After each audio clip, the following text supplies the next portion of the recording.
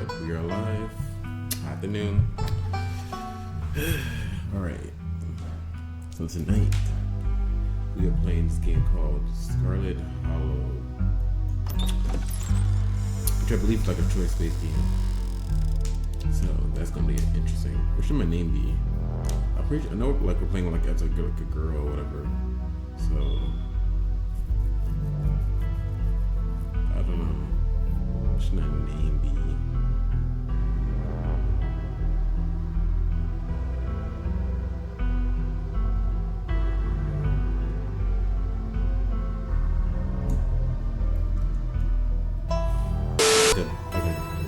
Beatrice, I feel like the girl in the thumbnail, she looks like a Beatrice. And I feel like Beatrice gives like ominous vibes. So, did I spell that right?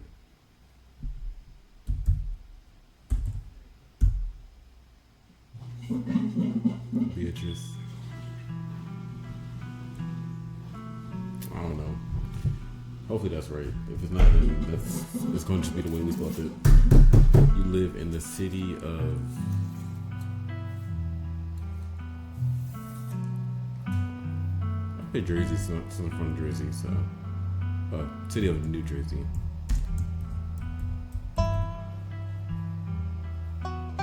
Yeah. You are oh shit.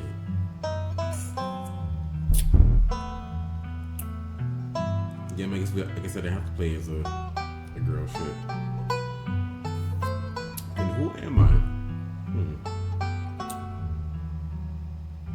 I guess we're gonna commit. Sure, I'll say as a girl. We'll just commit. Select two traits. Traits unlock additional paths and dialogue options. So are we powerful build, mystical, talk to animals, street smart, keen eye, book smart, or hot?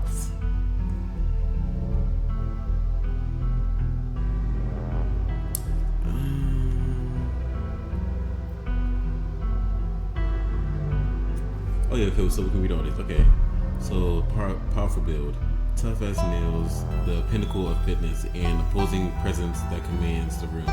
A mean right hook, strange and unusual. You see the threads of rowdy in ways that others cannot. Talk to animals. You can talk to animals. Animals can talk to you. A gift and a curse. Sounds interesting. All right, street smart, good at lying, and hard to lie to. Fast talker, you can read people and read the room. No door can hold you. Keen eye, observant with a knack for picking up small details. Empathetic. Book smart, well read and rational. Poses a wealth of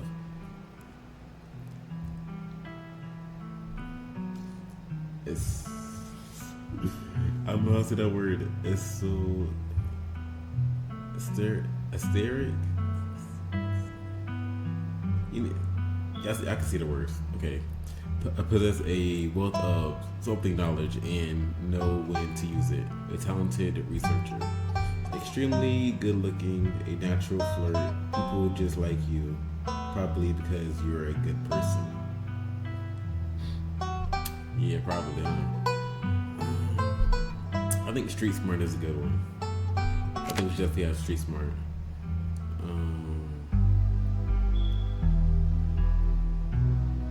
Maybe even mystical. I feel like.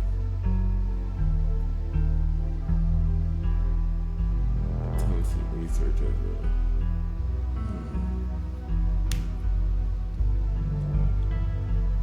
Observant with a knack for picking up small details, empathetic.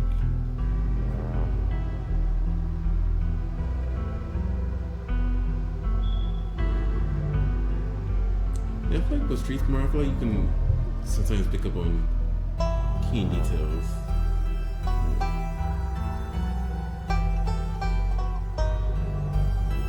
I feel like mystical is interesting, so yeah, I'm gonna pick these two. Yeah, let's go for it. Oh, you jolt awake as the bus hits a particularly nasty bump. You feel like you would only just managed to start drifting off. And now here you are, awake again and still exhausted. What are these? Okay. So I just okay. For a moment, you're hazy on the details of where exactly here is, confusing this bus with the many others that came before it. But as your mind continues to reassert its existence in the waking world, the past few days come back into focus. The long lost cousin, the bad news, the 20 hours of bus rides with countless late night stops and seedy depots that would have felt unsafe even in the middle of the day. You wouldn't normally find yourself traveling like this, but your cousin bought the tickets. The funeral of Pearl and Scarlett, your cousin's mother, and your aunt seemed like something you shouldn't ignore, even considering your own late mother's rocky relationship with this side of the family. Mystical, but it was also more than just the social pressure of the invitation that pushed you into accept it. Something has been tucking your back into this place your entire life. There was no choice but to be made, because you were always going to find your way here. So when your cousin called, you knew what you had to do, what had to be done. And now at the end of your long journey is in sight. You're almost in Scarlet Hollow. So anyway, I was saying, oh no, he's still here. He's been sitting next to you for the past 5 hours talking at you without pause. You're not sure he even stopped when you started to doze off. At first you thought he was just being friendly, but that was several hours of one-sided conversation ago. Yeah, he's really staring at us, like, chill out. I was up in Maryland looking for, should we give him a voice? I don't know what he would sound like, to be honest. I was up in Maryland looking for work, but mostly messing around because I was a dumb teen. Now, I don't think that place kind of gave him country. I don't know what he sounds like. Me and my buddy were doing our usual prank stuff, pushing joggers into the harbor, that sort of thing. Okay, that's nice. I'm probably going to respond after the past few hours of him talking to himself, pretty much. But anyways, so Street Smart have a say, fiend and illness. Wait, what? Are you serious? What's wrong with you? Hell yeah, some chaos, my dude. Why are you talking to me? Remain silent. I'm not gonna lie, I kind of want to say why you talking to me, because, why are you talking to me? Seriously, why are you talking to me? Yeah. Why wouldn't I talk to you? We're on a bus. Buses are one of the best places to meet new people. Hands down, you're one of the only people left to meet. We've been on this bus for 5 hours. How many times do you need to meet me? That's annoying. So this girl comes up to us, swinging her purse. Then he just gonna just continue. He don't care what we said. Bruh. So this girl comes up to us, swinging her purse, yelling about how she was going to call the cops or whatever. It was hilarious. She actually hit my friend, and he said it hurt a lot. So I guess she really was mad and not just playing. But she kept swinging, and soon enough she lost her balance and fell into the harbor all on her own. We didn't even have to push her. We had a good old laugh and fished her out, and her phone got soaked, so she couldn't call the cops on us. We wound up hanging out all day. She kind of became my girlfriend after that, and we've been on and off for about a year, so it's pretty serious. Though about 5 months ago, she tried to break up with me, for real, and geez, so barely a month, barely a year. Though about 5 years, and you ever get so mad you just want to kill somebody?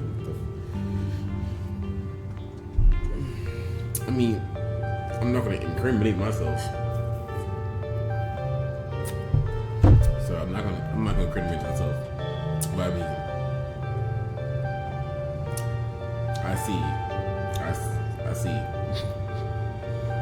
All right, Street Smart, very funny. Yeah, it's kind of one of those things where I don't want to piss you off.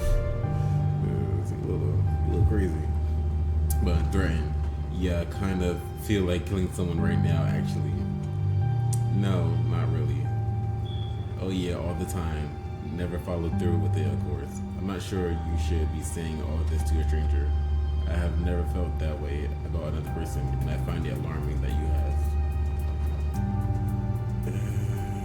I'm gonna play it smart, so I guess I should do street smart. Like, yeah, I feel like street smart is pretty good answer. Like, I'm saying, very funny, but even though I'm not really agreeing, but I'm not saying too much, so you don't feel like I'm disagreeing. So, yeah. Haha. All right. Maybe I never really wanted to cure her, even if I threatened it a little bit. Anyways, she's giving birth to our son right now, so I'm trying to get up to Virginia to be there for it.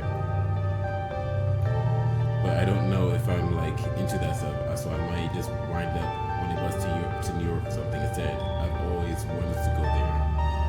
What's wrong with you? But for real, like, how much longer is this stop? Like, let's go. Like, I'm ready to stop talking to him. Like, oh my god.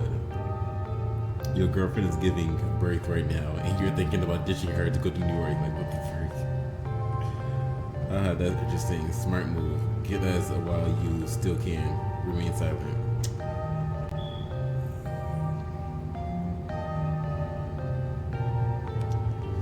I look, you want to be a bitch.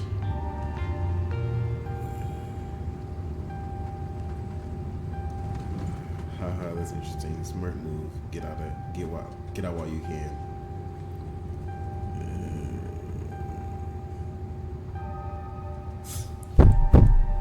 I think I'm gonna do this one, to be honest. Cause like, let me go. Like, yeah. 10 minutes, everything all right back there. Nah, I need to switch spots. Like, I need to switch seats. Everything's fine. Crazy ass. You don't have to bring the driver into this. We're just chatting. We're pals. Look, fatherhood is just scary, that's all. Plus, her mother is there, so it's not like she's alone. Her mom doesn't like me much, so I see why. So I probably just make things super stressful. Yeah, I see why she don't like you. She'll understand. She's chill. Anyways, where do you say you were headed? I'm headed somewhere else. Like, you don't gotta worry about me. I'm headed somewhere else. You don't gotta worry about that. I promise. I ain't telling you shit. The fuck? I'm telling you where I'm going. Said mystical home. I think I've never been, but I felt it like a call. But I felt it like a call at the back of my mind for as long as I can remember. Some things can only be put off for so long.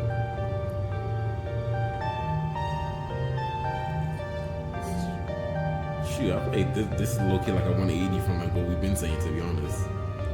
Like, we've just been saying normal stuff, now we getting on mystical. But yeah, to be honest, I'm gonna use this cutting. It's very wordy and not saying where I'm going, so.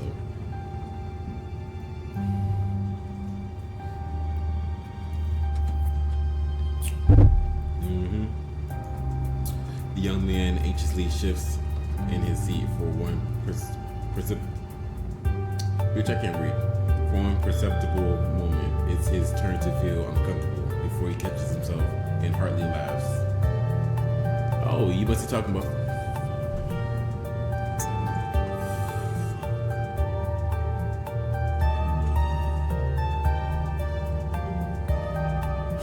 I wanted to know where we were going. Shit.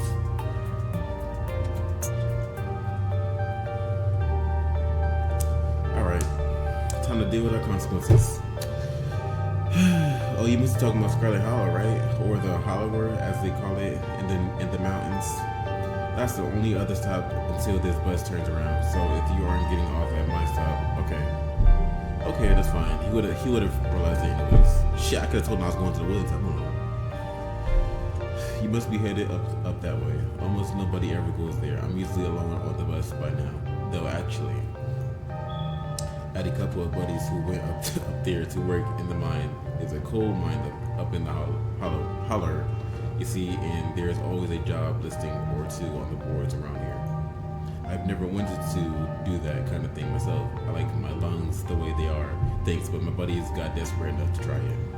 I haven't heard from them in a while now that I think about it. I should see if they're on Facebook, see how they're doing up there.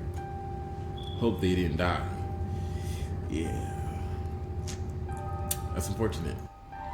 Clicks back at his phone for once focus on something other than you. Finally. Shit. Oh, this is me.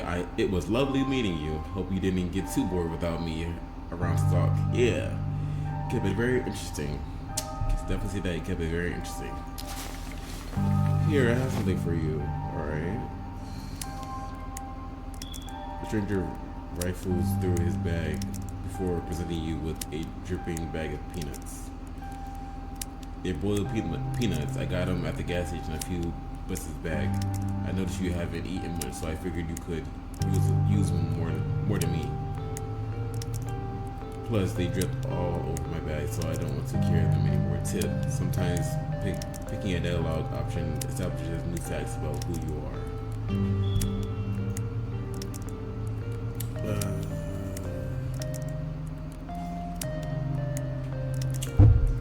Personally, I don't really care for boiled peanuts, so screw you and your peanuts. No, screw you, but I mean, I'm not allergic to peanuts, but my character might be. Oh, these could probably kill you then, couldn't they?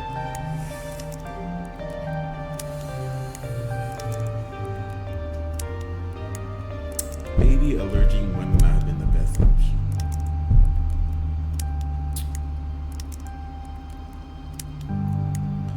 Well, like I said, I'm done carrying them. They're yours. They're not mine. I'm allergic. What the fuck?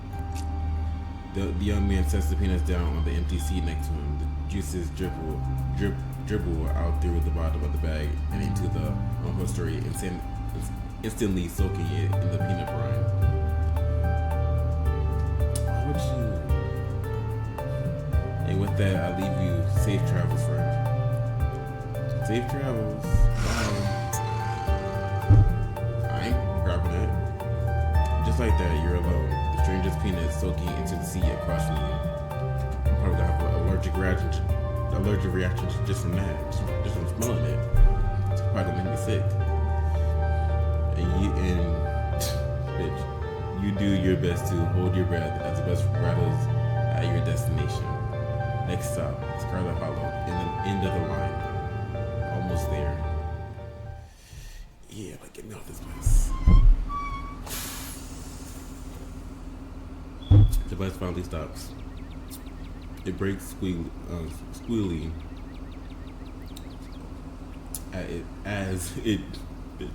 it's late. As it deposits you in front of the Scarlet Hollow bus station.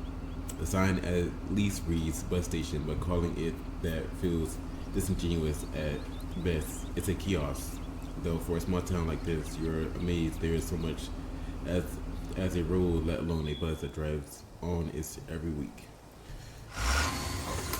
The driver quickly shuts the doors behind you and starts the engine, kicking up dust clouds as he pulls away, eager to leave you and this place behind. Okay, this is who I saw before. Okay. I thought we was playing her. I guess not. Hey, Beatrice.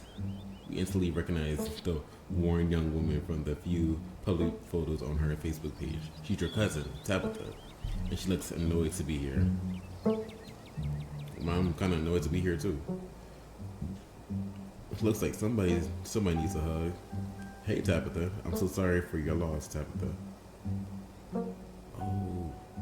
I think her mother, our aunt died. Okay. I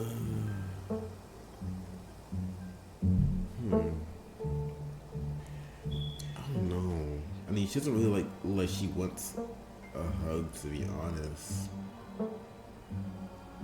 But should I say I'm sorry for your loss? I don't know. I just met her. I just met her, so I don't really know what she would take.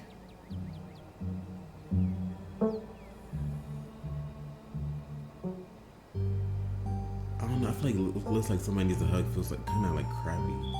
Like, yeah, kind of do. Cause my mother just died. Like it kind of gets like jokey. I wouldn't say that. I would say I'm sorry for your loss, to be honest. Yeah, she rolls her eyes. Expected. Yes, great, thank you. Let's get back to the estate. I don't want to spend any more time down here than I have to. Your cousin turns and motions to an old BMW parked near the bus kiosk. You follow her, clambering into the dusty relic.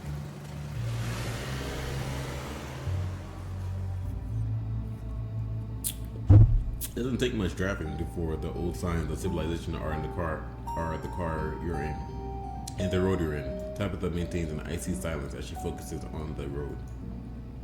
Tip: dialogue options labeled "Explore" can usually be taken without advancing the story. They can impact relationships and unlock additional story paths, so choose carefully. Alright. How are you holding up? I guess we're both members of the Dead Moms Club now, huh? I'm not sure she would take that well. I don't know. She doesn't really seem like that type. So, the funeral. I can't believe we finally never actually met before this. Okay, so this is our first time meeting.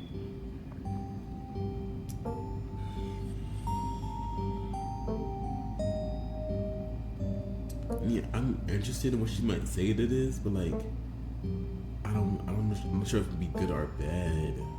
Like, my mom, as messed up as it sounds, my mom being dead does help, because like I can relate. So it is good or bad, but good. It's like, oof. I mean, she might not want to talk about the funeral or how she's holding up. So I mean, I think this could be the best option, to be honest. I can't believe we never actually met before this. You have your mom to thank for that, or had, I guess. You can feel the same careless cruelty in Tabitha's words that your mother would use when she talked about Curlan and the old Scarlets. The wound that tore your family apart runs deep enough that it bled through the generations. Mystical, you sound like your mother right now. She hated this side of the family so much. We don't have to become our parents. There are some things in life we get to choose. Look, I don't know what my mom did to piss off this side of the family, and I don't know you're going through a lot right now. But that comment was unnecessary. I guess that comment was a little disrespectful. Cause like something you had your mother or had, like bitch. Like first of all, watch your mouth. Is there bad blood between us? You don't know me, and I don't know what my mom's problem was with this side of the family. I don't know why my mom left or what kind of grudge she had against this side of the family, but I'm sorry. I wish I had known about it, or wish I had known about you. Yeah, that mom's love.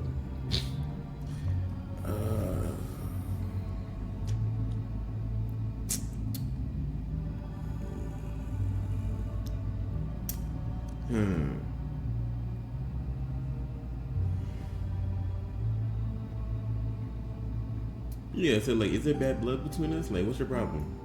Besides your mom being dead, but still. Your cousin stares straight ahead, her expression icy.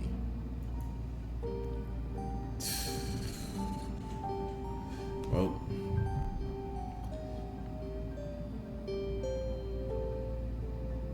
shit.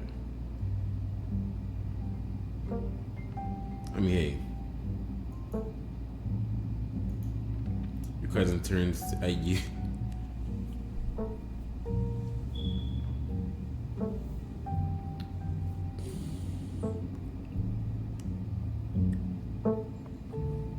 I mean, I thought this might happen. Let me save. Let me save. Alright. Your cousin turns to you with an icy glare. Maybe this would have worked to ease the tension if she were someone else, but she isn't. Okay, I thought so. Okay. That tells me a little bit more about her. Okay. She turns back to the road, her expression cold and unforgiving.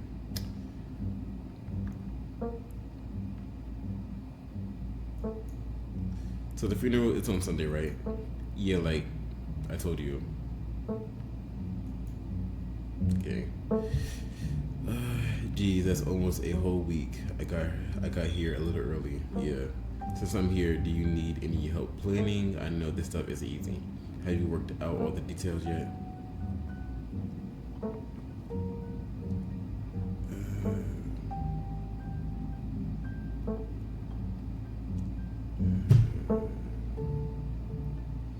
I don't know. Like, I feel like both of these probably stressful to hear. Like her mother just died, so she probably doesn't want to hear any of that. To be honest, she probably just stressed out. So, I feel like this is I don't know. I feel like this will give the wrong signal. To be honest.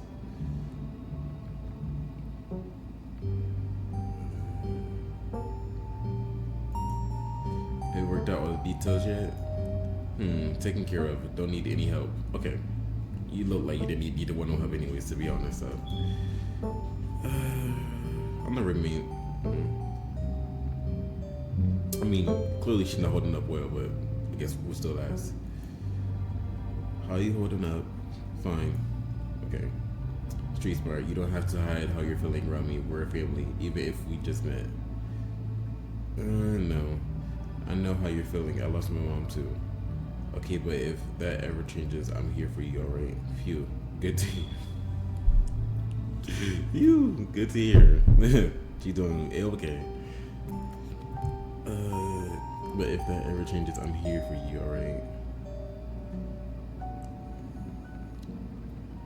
Yeah, I think that's a fine answer, to be honest. Sure. Okay.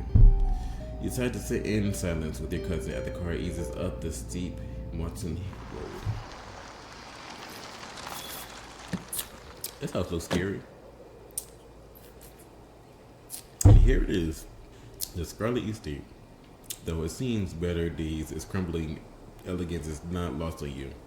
Someone used to cramp apartments in gray cities. Your mother told you about this place many times before she passed, always with an anger burning beneath her words. The faded majesty you once imagined doesn't quite compare with what's in front of you. As you stare at its perched on the crumbling cliffside, you can't help but feel like it's something that should have been left to rot a long, long time ago. It's kind of pretty though. You're hit with a blast of dusty air as you steep across the threshold and into the foyer. Everything in this room has been here for much longer than you've been alive, each object cemented in place with layers of dust and cobwebs. You can hear doors creak on their hinges and the aches and moans of ancient floorboards as the house itself sways in the wind. Welcome to our family's humble estate. Unfortunately, due to the current state of the house, only a few rooms will be safely accessible during your stay. I wouldn't go wandering around anywhere else. If you value your limbs, the floor has been known to give out. If you know what's good for you, you'll stick to your room, your bathroom, and the kitchen. And hallways, I guess. But only the hallways you need to use to get to those places. I'll show you around so you know where it's safe to walk. You can leave your bags here for the time being. Alright, Street Smart lied. It's beautiful. I don't think I've ever been in a building that feels as powerful as this. Who would think? So you live here? It's beautiful. This place is falling apart. I thought y'all were loaded. Can't you afford to fix this dump? No, I'm not gonna say that. Definitely not. Yeah, I'm gonna say this. I'm gonna see how she reacts. You're lying through your teeth, but Tabitha doesn't need to know that. In fact, not only does she not need to know that you're lying, but she won't ever. You're a very good liar. Okay, that's good to know. It is. The estate was the prize jewel of this region for a long time. It's quite a magnificent piece of architecture, even now. Shall we take our tour? Follow me. put your bags down and follow Tabitha through a long, dusty hallway. She delicately steps over holes and tears in the floor. You do your best to trace her footsteps. Kitchen on Wednesdays. A woman from town comes in and does the cleaning. Her name is Janie. She only comes on Wednesdays? This looks like it needs more than a Wednesday cleanup, to be honest. Why is there a random cat in here? I wouldn't recommend socializing with her. She'll talk your ear off. Oh well. Already met a guy on the bus who does that, so if you need any food, there is fixings for peanut butter and jelly. Great. Don't touch my mac and cheese or my ice cream. Those are off limits, bet. Oh, and you can also access the garden through here, but it's pretty wild. I wouldn't if I were you. Tip. Some explore options prevent you from taking others. Choose carefully. Bet. I don't think I'm gonna lie twice in a row. I've always dreamed of having a kitchen like this. No, I don't dream of having a kitchen like this. So, someone cleans this place. Exactly, someone cleans this? What? Who's cleaning this? Like, it don't look like it's been cleaned. I mean, I guess it could be worse, but dang. You said someone actually cleans this place. Have you ever actually seen that happen, or does this person just say they did it and leave? No, for real. I think I'm gonna choose that one. I'm like, she allergic to peanuts. Yeah, I can go with the running gag of me being allergic to peanuts. We can go with that one. Is there somewhere in town to buy food? Wait, if I want ice cream, what's next? Yeah, because who's actually cleaning this place? Like, don't make that face, because who's cleaning? Like, let's be for real. Like, let's not lie. Like this kitchen, no. What the fuck? Oh, I keep a close watch on Janie. She cleans. Well, if you said she cleans, I guess she cleans. Maybe it's not up to your sleeky city standards, but this is an old house in the country. There's a level of dirt and grime you have to learn to live with. I guess. Okay. Snarky. Do you actually expect me to eat here? Yeah, I could try a little harder though. Let it go. I mean, I want to be nice, but like, I'm not gonna let her talk to me crazy either. It's like, who you be talking to? Talking some like sleeky city standards, like bit like. Ooh, like I know your mother died, but ooh boy, watch your mouth. I'm gonna let it go for now. But watch your mouth. That's all I'm gonna want to say. Watch your mouth. Wonderful. Now that you're done insulting my kitchen, do you have any other questions before we move on to the next part of the tour? I'm allergic to peanuts. Yeah. Then I guess you have to be having to plan on regular J's, or you can deal with your own food while you're in town. I don't care which. Thanks. You're a wonderful hostess. Is there somewhere in town to buy food? Well, if I want ice cream, what's next? Well, we're not getting any of her ice cream, so that's pretty off the table. So, I might want to eat something other than jelly sandwiches this week. Is there somewhere in town we can get groceries? Well, aren't you fancy? Yeah, there's a general store. There's also a diner. I usually order my food in bulk online. Though. So I wouldn't be going with you. Bitch, I ain't even asked you to come.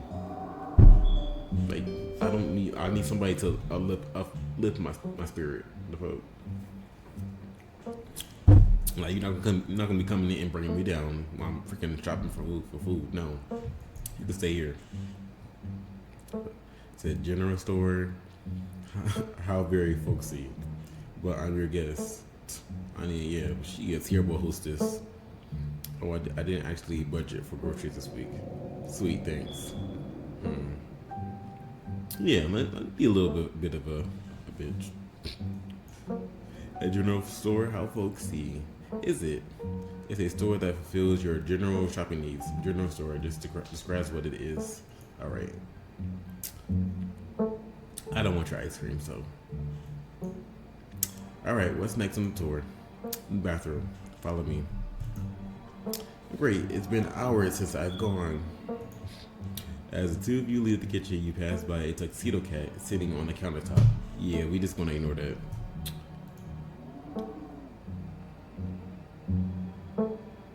Actually, yeah, let me be a little curious actually. Is that your cat? Fro, do not try to pet her. If she wants to pet, she'll let you know. Okay, good. Yeah, two are perfect. We decided to follow Tabitha's advice. Shall we move on? The bathroom awaits. You once again follow Tabitha through a long, dusty hallway. Maybe after a few nights, it'll get easier to navigate these spaces, but for the time being, you feel lucky to have not fallen through the floors. Yeah. Guest bathroom, not much to show. It's a bathroom. I went outside. Do you do what you must? Okay. It is a wretched, disgusting bathroom. Ew,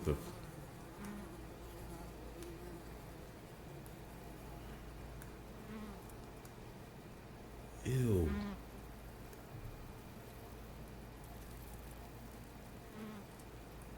Like the more I'm looking, I'm just seeing all this nasty shit. Like what the? Let me out. Let me out. This is disgusting. It is a wretched bathroom. Piles of junk sit untouched in the corners of the room, and mystery stains paint the walls. Like what the? No, I ain't lying. No. Hell no, I ain't lying to this. Who exactly uses this bathroom? Literally. Wait, are you sure this toilet works? This is the worst bathroom I've ever seen. Never mind, I don't need to go. Like, I don't need to go no more. Like, let me go. I'm not using this bathroom. This is disgusting. Ugh. This is the worst bathroom I've ever seen. You can practically hear Tabitha roll her eyes at you. I don't care what she's doing. This is disgusting. Her eyes at you from the other side of the bathroom wall. It'd be a lot nicer if Janie didn't have a policy about bathrooms. She cleans mine, but she refuses to do more than that. So you can blame her for the state of the place. And you live here too. Why don't you clean it? Can I use your bathroom instead? Exactly. Shoot, both of these answers, you could clean the bathroom too. Like you're here. Clean it. Hey, that's nasty. Yes. Yeah, you can clean it. Clean the bathroom. Tabitha calls from outside the room. Hurry up and do your business so we can move on with our lives. Man, fuck you. Let me see. Who used this bathroom? Let me know. Guess. Okay. Great. Are you sure it works? Yes. Why would it? The water bills get paid, therefore the toilet works. Now do your business so we can move on. But it's so crusty. It's fine. Don't be so dramatic. If I lift the toilet seat, would that mean like I'll go to the bathroom? Because I kind of want to see what's in there, but I'm not taking that chance. I'm not using this bathroom. No, I'm out. I'm not that desperate. No, leaving. You know, on second thought, I don't need to go. Yeah, you might as well try since we're here. No, I'm not trying. I'm not going to the nasty ass bathroom. No. Like, let me out. Said, nah, I'm good. Is there another bathroom? There is my bathroom and my departed mother's, but this one is the guest bathroom, so you should get used to it. No, I'm not. She better get on my nerves. I'm not using this nasty ass bathroom. Like, this is not a guest bathroom. This is disgusting. Like, no. I'm good. You leave the bathroom to rejoin your cousin and finish the tour. You still have to go, but it can wait until later. Maybe you'll sneak out in the garden. Yeah, I'm using somebody else's bathroom. I don't care. Next up, guest bathroom. Next guest bedroom. Last stop on the tour. Follow me. She is. Ugh. You and Tabitha briefly return to the foyer before climbing the stairs and reaching the guest room. Ooh. This is where you'll be staying. The linens are fresh. I had Jamie wash them last week. I had to endure a half an hour of rants about her kid to get her to do it. So you'd better be grateful. In unmistakable stain coats this room. Someone has died here. No people have died in here. What? Someone has died here, but no people have died here.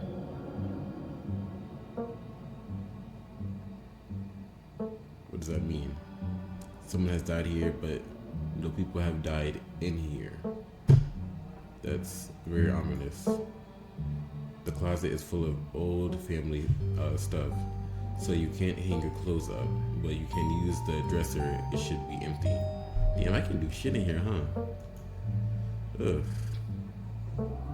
People have died here, haven't they? This is incredible. Man, I'm just lying about everything, huh? This is great. Way nicer than what I'm used to.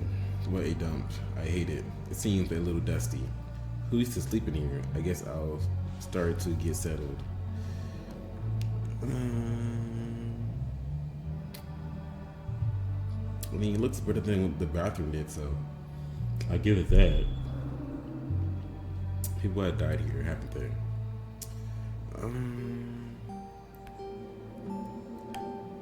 Sure, let's just be a weird bitch. Sure. Yeah, you're looking over now. When this house is almost 150 years old. Obviously, people have died here. I mean, when you put it like that, I guess. But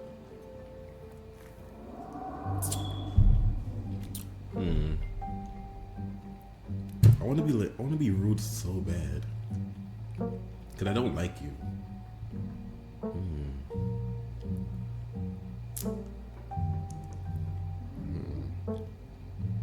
I won't say this one because I won't say it's nicer than the one I'm used to. Hell no. But I can say this is incredible. I feel like incredible is very loose, can be very used loosely. So, or you can also use this too. Who used to sleep here? If she even knows. Let me see. Like I said, this house is 150 years old. Many people have slept in here. Okay, good, nice. And now you'll sleep here too, carrying on the fine tradition of bedrooms being slept in. Yay. It seems a little dusty. I guess I'll get settled.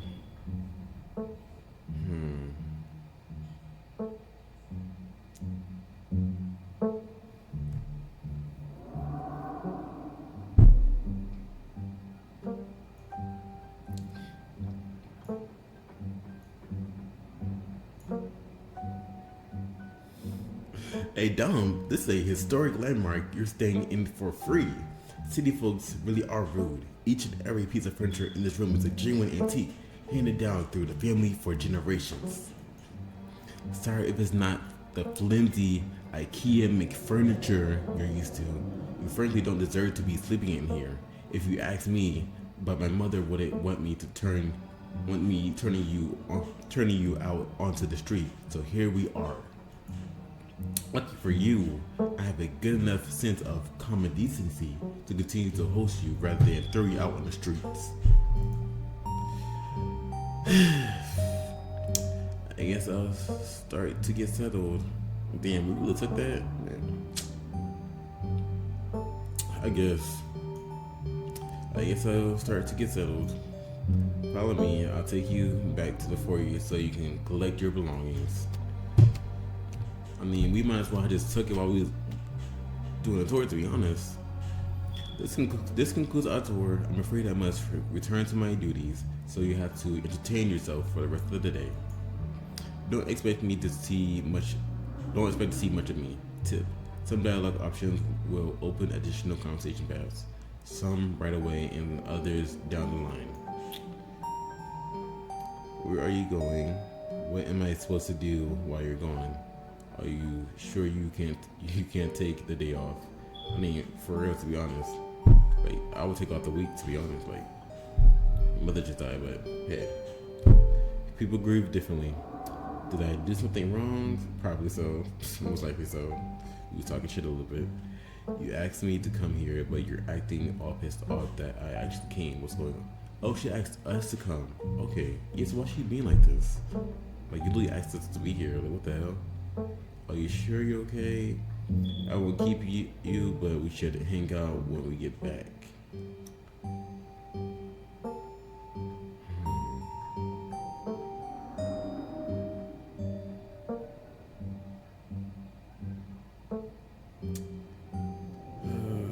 I really want to pick this one because you really is like being you being an a-hole for real.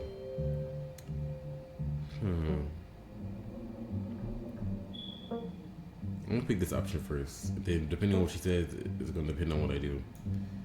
Wait, where are you going? To work. Somebody has to pay the bills around here.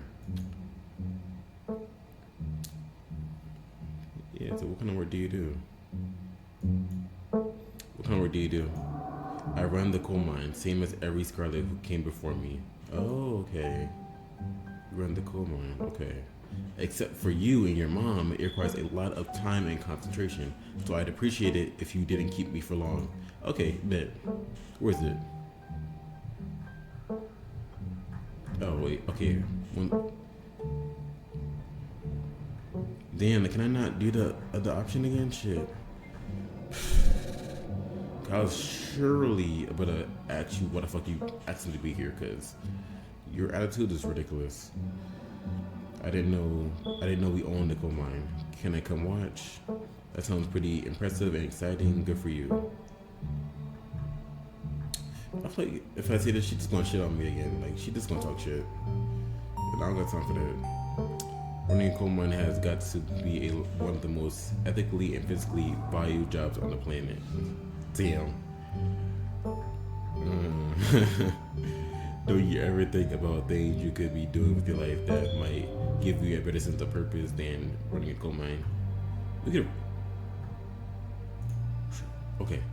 I was like, we could really be a bitch for real. Like, we really could. I don't want to come watch. I don't. Like, I don't want to freaking die. But by the time I hit 40, no.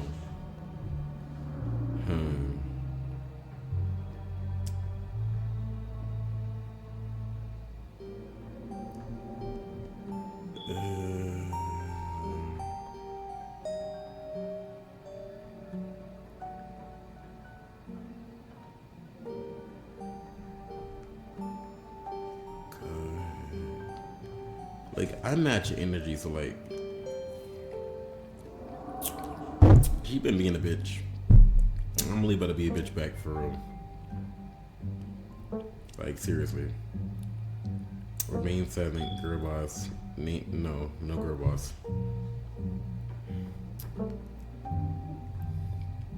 Coal mines are really ethically and physically bad for the environment. I know I said it that way, but I mean, it is true, but it is kind of funny to say. But, don't you ever think about things that you could be doing with your life?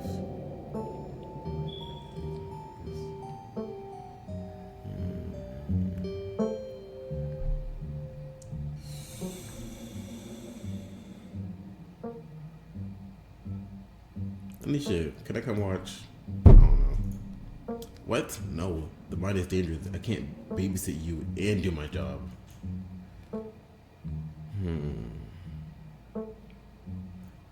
I didn't know we own the coal mine. We don't own the coal mine. Okay.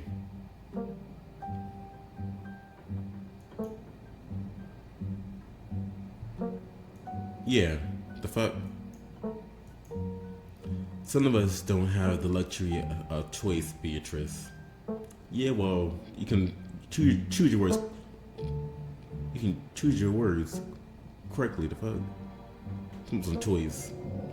Choose your words correctly, and I won't have to come for you. Like, watch your mouth. Some of us had to stick around to keep the family business from crumbling, to keep this town from crumbling. She said this like I had a choice. Like, I'm just my first time meeting you. Like, why you being so dang like rude when I didn't even have a choice in none of this? Like, same way how you had no choice, I didn't have no choice. Like, you blaming me for what? Like, cause you resentful? You jealous? Like, then say that then. Say you jealous. Say you jealous of me. I don't mind. Hey. Yeah, if you jealous, you jealous. But be honest. And don't take out your jealousy on me. I ain't had nothing to do with it. Some of us had to temper our expectations for how our lives were going to go. There is a simple satisfaction to getting a task done. That's all I need. Do whatever it is you want to do while I'm gone. Just don't do anything dumb or dangerous not while I'm responsible for you. Alright, bitch. What am I supposed to do while you're gone? Are you sure you can't take the day off? Yes. Please. Let's figure this out. Cause why are you so pissed off? Me. Look, I'm sorry I've been testy since you've gotten here, but you aren't exactly one to talk. Clearly you and I have very different opinions on hospitality. Maybe we can start fresh tonight. Just stay out my hair until then, okay? I have work to do.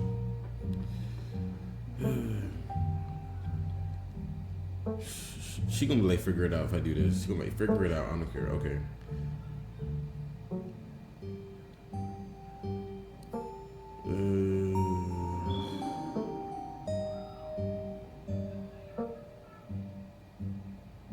Yeah, I try to leave it on a good note.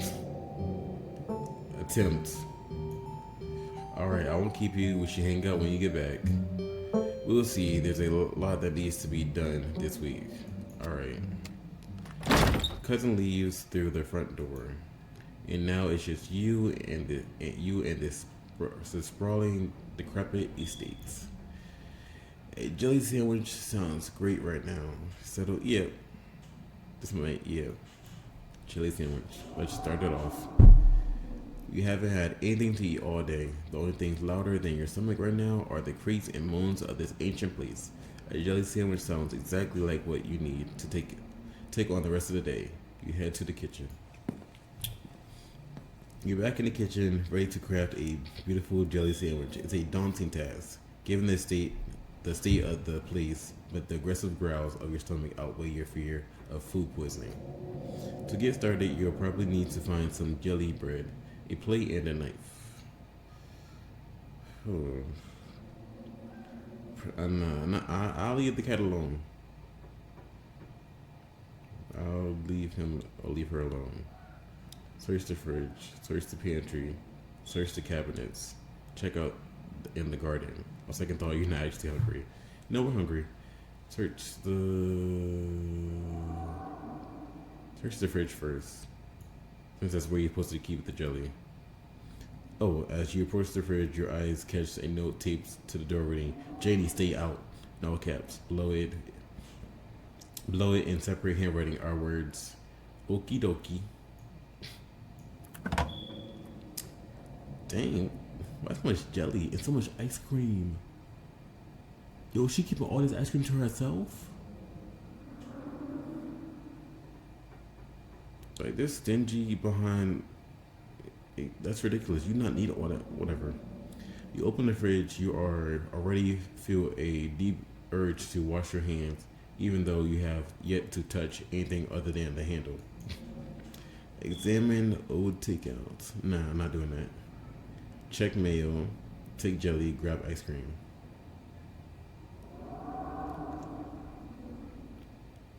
Check the mail. See how old it is. You know you probably shouldn't, but a part of you has to know how old that mail is. Please. You pick up the jar, it's labeled flaking in your hand, expired 10 years. Oh yeah, top of the nasty. What the heck? 10 years? This man's been in here for 10 years. Not thrown out once.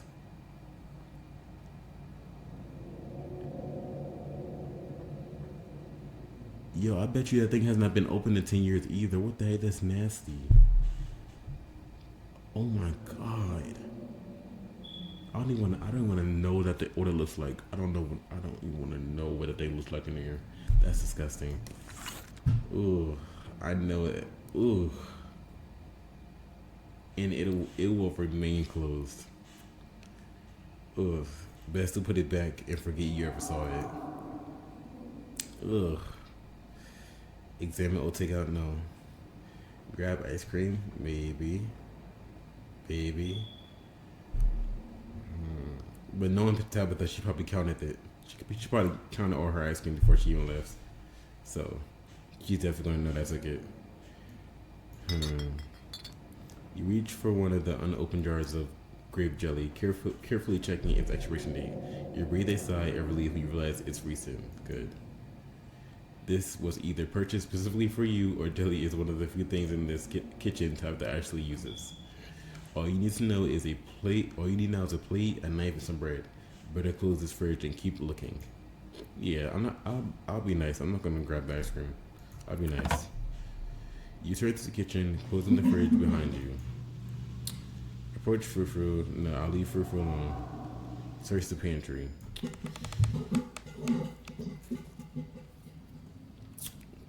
Damn. When y'all buy something, y'all buy a lot of it for real. Cause what the hell? Like, this is ridiculous. Tabitha sure loves her mac and cheese. She does. Take both. You know, I mean, macaroni doesn't really need examining, to be honest. Death in a jar, and 3% of each jar is mashed up cockroaches to boot. What? Wait, what? Death in a jar, and 3% of each jar is mashed up cockroaches to boot. What? Is that factual? Oh my god.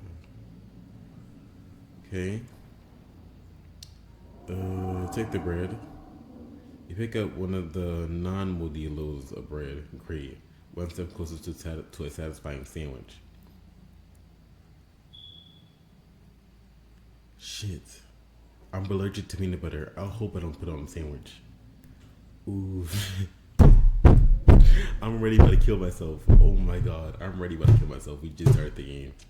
I'm ready about to die. The only things you need now are a knife and a plate.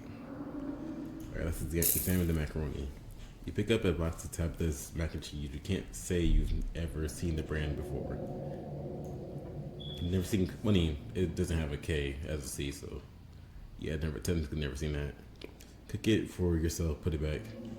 Empty the box and stuff it with the dead mouse on the shelf. No, fuck. I'm gonna put it back.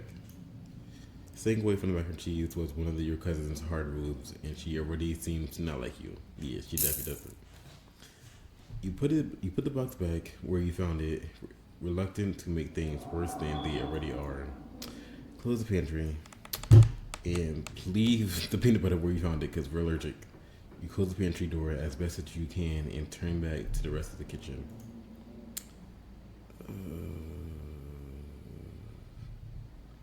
Alright, we can look in the cabinets now.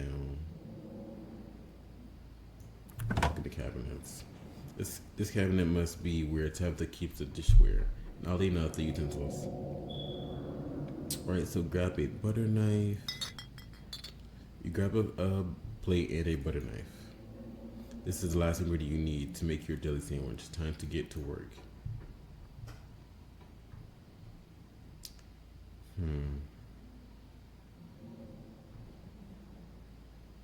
Examine the mug, examine the shot glass. Sure. Said I survived Deb's 50th. Your aunt's name was Pearlan, so this wasn't from her 50th. From the few stories you've heard from your mom, Pearlan wasn't the type to have kitschy friends who gave out themed shot glasses at their birthday parties. Examine the mug. It reads, I was blown away at Blown Rock, North Carolina. So your aunt and cousin actually travel sometimes. even if it was only a few hours from the estate. Maybe you can route your return trip through Blowing Rock. It might be nice to see the local sights before heading home. Sure, why not? It's a moth trap. Do not touch. Okay, you read the book. You read from the bowl, but as you pull it down, a blend of vinegar, dead moths splashes onto you, immediately staining your shirt. On the back of the bowl is a note that reads, "Moth trap. Do not touch. Whoops." Why would it be on the back of the bowl? Like, why not, would it not be on front? Like, also, is there moths on the bowl like as decoration? Because if so, like that's kind of funny. Your shirt is now unpleasantly wet. You'll probably change into something clean before you leave the house. All right. You close the cabinet and look back to the rest of the kitchen. Let's check out the garden. What's in here? Or out here? Its garden was reclaimed by the wilderness long ago. It might not be very safe, but who's to stop you from venturing deeper? Explore the garden, sure. Why not? You wander further into the garden. It's quiet out here.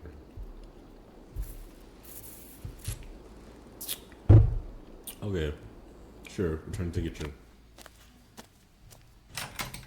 You head back inside and close the door behind you.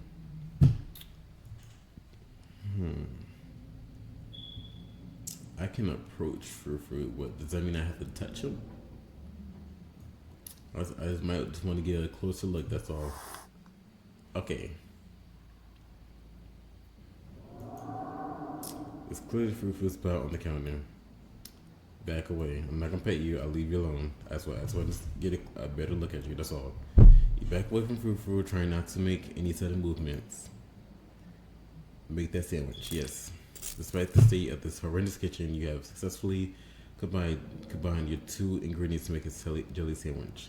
Congratulations. You can feed yourself. Two ingredients meaning jelly and bread, right? Not peanut butter. Don't kill me. Cooking by the book. A job well done. All that hassle and it took you less than a minute to eat. The rest of the day lies in front of you. Alright, you're done. Congratulations, you've eaten and now you have a full day ahead of you. What do you want to do next? Settle into your room, investigate the forbidden wing of the estate. Dang, that'll be quick. Might as well head to town. Keep exploring the kitchen.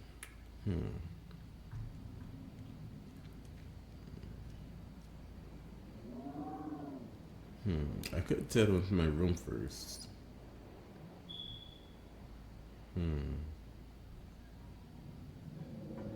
Yeah, settle into our room. Now that you finally eaten, the aches and pains of your journey have started to sink. Deep into your bones, you stumble up the stairs in your room, suitcases in tow, eager to unwind before you face the rest of the day. You stand at the entrance of your room.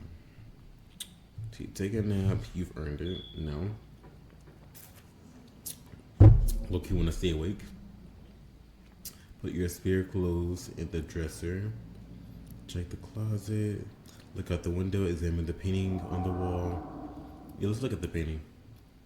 This must be an old relative of yours. Judging by the dates on the inscription, you've never heard of her. But you barely heard of anything about your aunt and cousin until a week ago. So that's not really a surprise. Maybe you could ask Tabitha about this. Maribel Scarlet.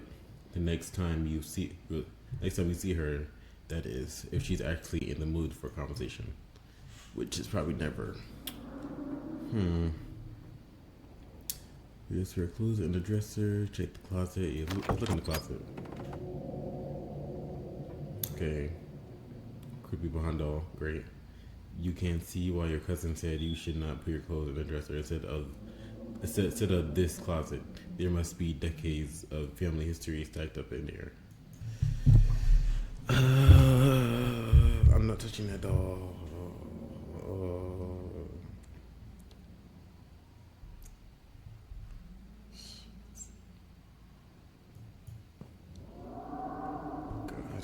I'm making a bad decision. Of course, you're sharing a room with a creepy doll. You pick it up to examine it more closely. Its foot reads "Property of Alexandria." No need to carry this around with you. Yeah, hopefully we're not cursed now. Close the closet behind you. Look out the window. You can only imagine how beautiful the garden must have been in its heyday.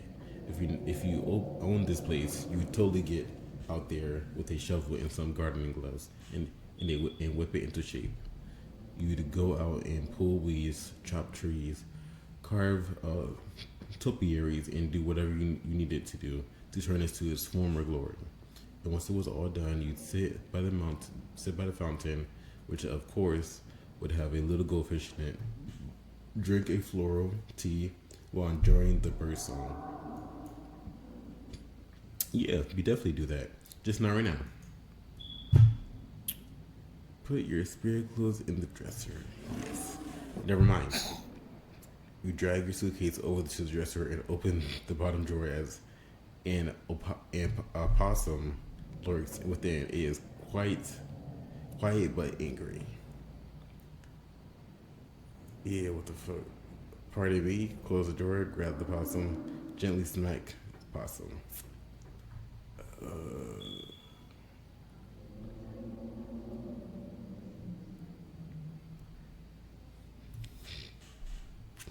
I put the clothes on top of the possum. Bitch, nah, he not touching none of my stuff. Oh, look, you better just gently smack him. Go on, you gently hit the creature with the palm of your hand and attempt to scare it out the drawer. It merely curled up and what? It really curls up in death, feigning death to get you to leave it alone. So is it faking death? I'm guessing. Saying to get you to leave it alone, so I'm guessing it didn't die. How the freak would it die that quickly? Like what the hell? Like what the hell? We had the touch of death. You give up and close the drawer. The creature will not be moved. You open the top drawer next. It's empty, as good as a place, good of a place you'll find to put your clothes. Yo, our hands must be special or something. Based on the state of the house, you wonder if you'd have been better off keeping your clothes in your nice, clean bag, but there's no going back. Yeah, that's enough. I'm not taking a nap. It doesn't seem like there's much else for you to do here, so right now, okay.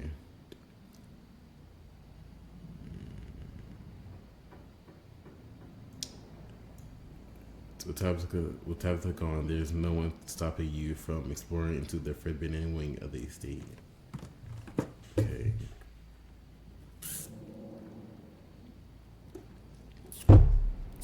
Except for the locks and chains sealing them shut. Okay. Street smart. An insurmountable obstacle that for most, but a mild inconvenience for me. Damn. Master Codebreaker break into the forbidden wing of the estate. As the locks fall, the door is moan open, revealing the entrance to what once must have been an incredibly lavish ballroom. Okay. Faintly in the distance, you can hear the quiet notes of an old piano playing from another room. The forbidden wing is yours to explore. Enter. This was a mistake. Lock the doors and forget you ever opened them. On second thought, maybe you should listen to Tabitha's advice. Crap. Let's go. You can see why your cousin warned you against coming here. I keep saying that, but like, ooh, you're making me second guess myself. So I say that. No, we're good. We're good. You can see why your cousin warned you against coming here. It's clear that the chaos of nature is doing its best to reclaim this place. Years of detritus have piled here like gathering leaves, and the tile floor has been torn apart, destroying destroying the order that once made this place beautiful. The piano you heard from outside the ballroom has grown louder. Whatever it is, it's nearby. Maybe it's just a self-playing model, or maybe you aren't as alone as you thought. Examine the painting covering the far wall. Yeah, this is pretty interesting. Figure out where the piano is coming from. Let's do this first. See who's all up in here. Oh, okay. So I think this is her. For the looks of it, could it look familiar? So yeah, I think this is her. All right. Oh, a lot of these people are dead too. Like this kid is dead. They obviously, but she doesn't have wings, so I guess she's not dead. How would she not be dead though? She's already up here. I feel like she'd have to be dead. Or maybe she's a ghost in here. Maybe these two are ghosts. Like they're still alive. I don't know. So you make your way over to the painting covering the far wall. It's a family tree. Angry scratches cover the space where your mother should be. Great. They really hate our mom, huh? Like what the hell? Where is it? Figure out where the piano's coming from. Leave this place. I wish I could see, like, where would our mom be at? I don't see nothing scratched out.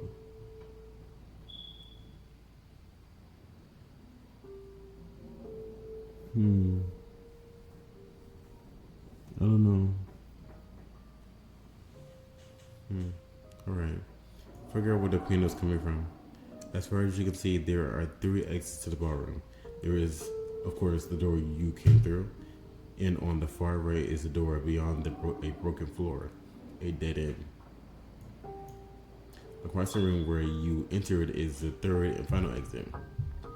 A glass doorway you can just barely make out behind a pile of broken furniture. You move to investigate it more closely. As you approach, the playing grows clearer. Without a doubt, the piano is behind this door. Try to clear the furniture blocking the doorway.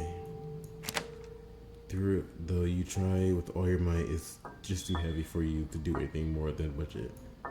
Leave this place. Alright. You turn to the entrance of the sailed wing and carefully reattach the locks. After what you've seen and heard in the barroom, you weigh how much longer you should even stay in this state on your own. Yeah, let's go to town. Let's get out of here. The cousin gone, there's nothing for you to really do here. You leave the estate and head out to explore the town. Before leaving the house, you rinse off and change into a clean shirt. You're not about to meet new people coated in vinegar and dead moss. Yeah, that makes sense. Okay, if you would have known your urban explorer, you had known you would wind up having to walk all the way back to town, you probably would have just asked Tabitha to leave you at the bus stop, especially with how unhappy she seemed to see you. Yeah, for real. If only you could wipe the slate between two of you clean and bury some of the tension. Though maybe her mother's funeral isn't the best time for something like that. Really not. Then again, maybe it's the perfect time. Continue down the path. It's really pretty out here. Continue down the path. Finally, you made it. Damn. What type of town is this? Finally, you made it back to town.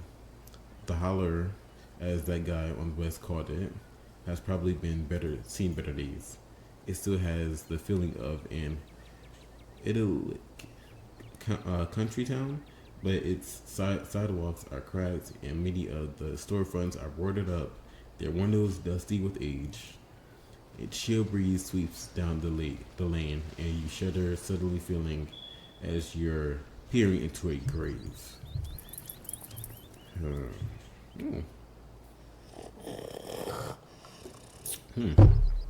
Gretchen, come back.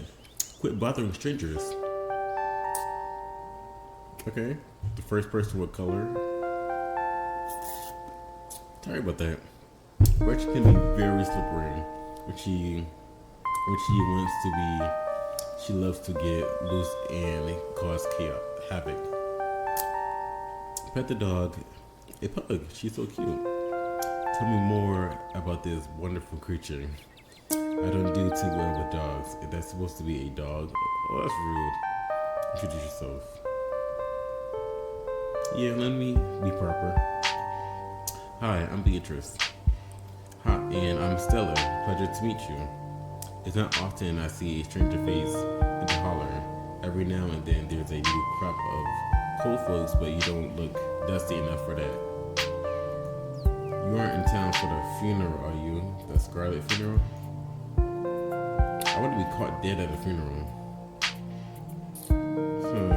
That's street smart. Why would I lie about that though? I mean, I don't know her, but I mean, I feel like there's no reason to lie. Maybe I am, maybe I'm not. None of your business.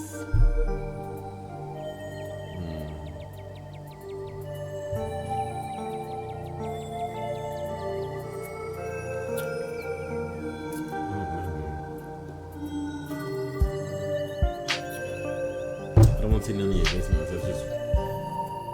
It's just rude for no reason. Maybe I am, maybe I'm not.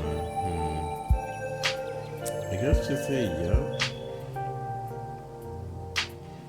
I would be caught dead at a funeral. I don't even like the way this is worded. I feel like this is unnecessary to say. I'm just gonna say yep. Yep, I just got into town. Wow, I didn't think there would be anyone else coming. Are you staying with Tabby? How she's holding up? Okay, so I guess it looks like it's a small town, so I guess it would make sense that you know her. But alright, I haven't seen her since Perlene passed, or for a while before that. Now that I think about it. I'm sorry, did you say Tabby? I can't imagine Tabitha ever going by something so. Why do you want to know? I feel like whoever I met today isn't the real Tabitha, just as nice as she was. She seems alright. Even though we just met a couple of hours ago, I'd be lying if I said I wasn't worried about her. Is she always so, I don't know how she's doing, and I don't care. Why do you care? She's awful, and as far as I can tell, she hopefully hates me.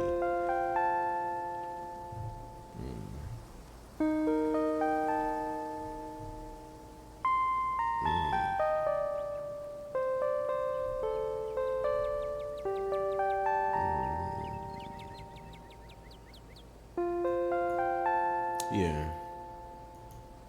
She's always been a little rough around the edges, but I figured she'd probably be having a rough go of things. She and her mother were really close. To think she'd have been up in that old mansion all by herself.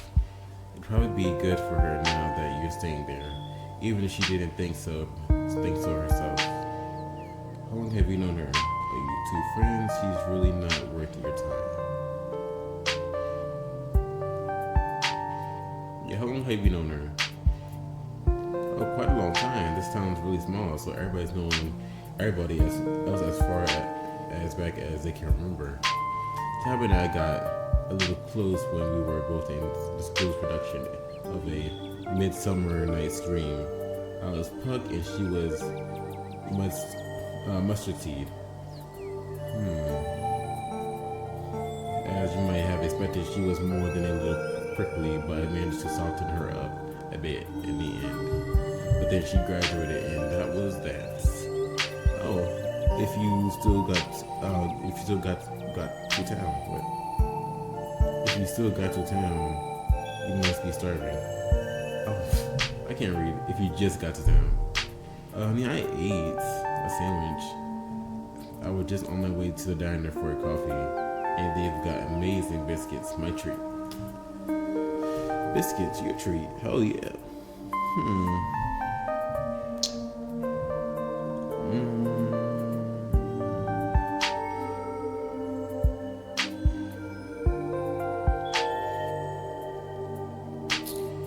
I think I might just wander for a while. To be honest. And she seems cool, but I think I just want to explore more. So yeah, I think I'll wander for a while. Okay, if you're sure, you're missing out though. But I'm sure I'll be seeing you around. Don't be a stranger. Bye. The two continue on their way up the road, leaving you to your business. Go to the general store, go to town hall at the end of the main street. Or go back to the East End. Let's go to the store. Oh, she's pretty. You wander into the quaint little general store. The country ambiance clashes terribly with the goth woman behind the counter. Sure, they do kind of clash. Who has been eyeing you with something between curiosity and dawning horror. Oh my god. She was clearly trying to say it quietly, but of course you heard her. You're the only two people here. Street smart, your reputation once again seems to have preceded you. That surprised look on her face is a lot of recognition. Mystical, there is also something about her that you recognize, a closeness of spirit that makes her feel familiar to you despite the obvious fact you never met her. Talk to her, find something to take to the register. Farewell, fair maiden, well bye. You don't need anything here, just leave around. Just turn around and leave.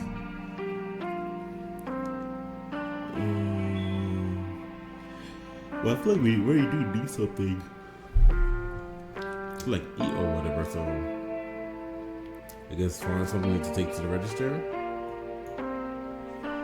It's a good idea. This is a store. Even if you're loosely interested in small talk, you'd be much better if you decide to buy something. Your gaze turns towards the shelves. Chips, beverage, ice cream, just browse. Ice cream.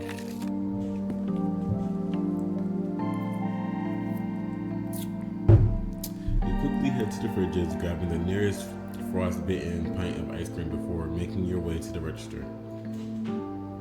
We're unfortunately out of Hillsbury Creamer, and Bates brand loyalty runs in the family. Oh, in case brand loyalty runs in the family, it doesn't. I'm Kanika, by the way. I figure you must be Tabitha's cousin. It's only fair you should know my name since I know yours. Okay, nice to meet you, Kanika. I know you said you already know my name, but I'm Beatrice. I'm hoping I could butter her up with a new pint. Is this the wrong one? She has a lot of ice cream. She don't need more. She does not need more ice cream at all. I don't even know Tabitha. So what do you think of my cousin? No, let's not talk about her. Yes. Well, thank you for not being weirded out by that. I mean, it's small town, so. Said, everyone in this town is so friendly. I just met this Stella girl on the street and she offered to buy me a biscuit. I don't like this town. I don't like that everyone knows me. Why does everyone have to know who I am? It feels like everyone's already formed their opinions of me. So, what do you think of Tabitha? How do you get away with the fashion like that in a rural southern town? That is a good question. What is there to do in town and have a lot of time to kill? What do you think of Scarlet Hollow? You feel like the first known person I've talked to. Oh, before I forget, how much do I owe you? Okay, can I buy some ice cream now? Was I chatting with you? I'll get out your hair, but I'm sure I'll see you around again. Let me think.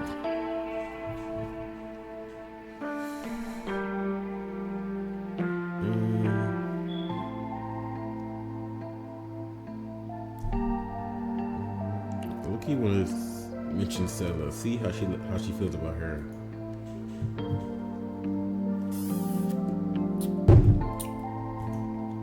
Oh, you already met Stella. Great.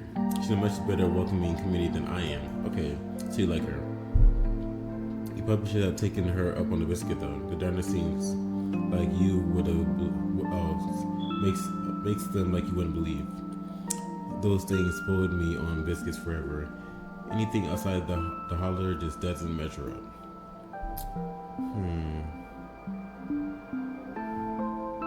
What do you think of Tabitha?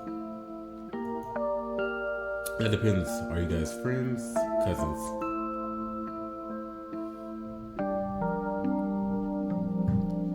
Of course, I don't know. I just met her. Not yet, but by the end of the week, definitely. I don't know. She's been so mean to me.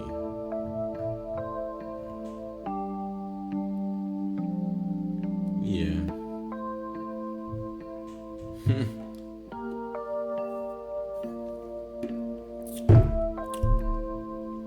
I take it you're not? Was I that obvious? We have a history. Lots of families in small towns like this wind up with a history. That's just how it goes. Plus, she's rude, so we usually take. Yeah, we can definitely agree on that. She's rude, so we usually try to avoid each other. She does her shopping online, and I don't have to keep crates of off-brand mac and cheese in the back for her. Everyone's happy. If I were you, I'd be careful getting too friendly with her. By the way.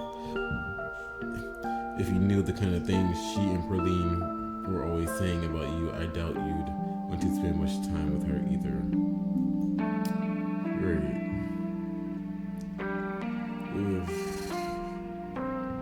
Because what did she say? I'm curious.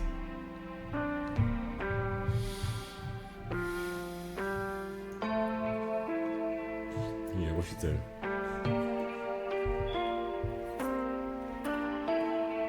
Your mom was stuck up city people who thought you were better than the town. And your mom was for having you out of wedlock. Oh shit. That it's good your mom left before she was gonna drink with the family fortune. She would just say anything. Oh wow, so she was a biatch. I never believed a word of it because I heard that she always said about my family too. I know nothing that came out of her mouth was worth any much time. I think most of the people in the town knew that. However, Tabitha is not most people. I'm sure she believed it all. I don't envy you having to spend the whole week with someone who thinks so poorly of you. And she's just generally difficult to be around anyway. How do you get away with fashion like that in a rural southern town? Valid question. How do you? What? Like they're gonna try me for witchcraft? Sure, I get weird looks sometimes, and there are definitely some ladies in town who have made it their job to save my soul, but there are way too many hippies in these hills for most people to be concerned about what I'm wearing. My mom is Queen Hippie, so I'm probably the least witchy person I know. Everyone my mom talks to might as well be wearing a pointy hat and carrying a broom. What is there to do in town? I have a lot of time to kill. So, Stella, what do you think of Scarlett? How do you feel like the first person ever? Oh, before I forget, how much do I owe you?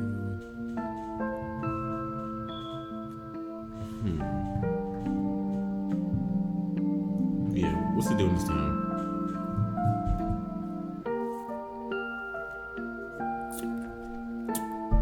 Here. And I came to the wrong place anyways, to be honest. The only restaurant you have in town is the diner. The only real place to hang out is probably the library. There's a gas station for what it's worth, and there's a bar, but it's not exactly a place you'd want to go. It's a dive that's always full of minors. I'm pretty sure somewhere at the diner is throwing a party this weekend in case you want to go to hang out with a bunch of strangers the day before the funeral. If I were you, I would just wait out the week, read a book, and hope the days pass quickly. Then go back to your life and forget you were ever here.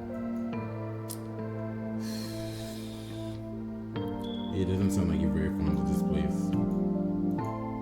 No, I'm not. I've been here long enough for a lifetime. But getting out is always easier said than done. before I forget, how much do I owe you? $5. You hand Kanika a 5 as is custom. The ice cream is now yours. So you know Stella. Oh yeah, I know Stella. We're the same age, which is a pretty big deal when you live in a town this size. We went to school together from K through 12. So in the town this size, where did y'all go to school at? Okay, like don't say there's a school here because it's a small town. Tabitha was there too, a year ahead of us. Now that a year gives you any distance in a school that small. Anyway, Stella is probably the coolest person in town. She's a YouTuber, and she's getting pretty big too. You might have seen some of her videos if you're into creepy stuff. Okay, she likes creepy content. That's interesting. It's mostly her running around the woods looking for fake animals, which she doesn't find, but it's good. It's got good found footage appeal to it.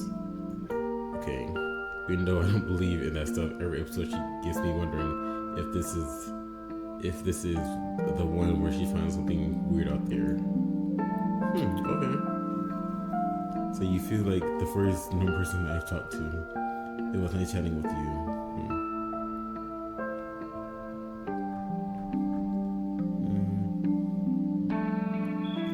Yeah. I think we asked everything that we needed to ask. Yeah, I'm sure I'll see you around. This town is like 3 streets wide. Yeah, it literally is. Tiny. You find yourself on the Scarlet Hollows desolate main street once again. Explore. Go to Main Street. Thankfully, it isn't too hot outside. Your precious ice cream should be able to survive a little more time exploring the town.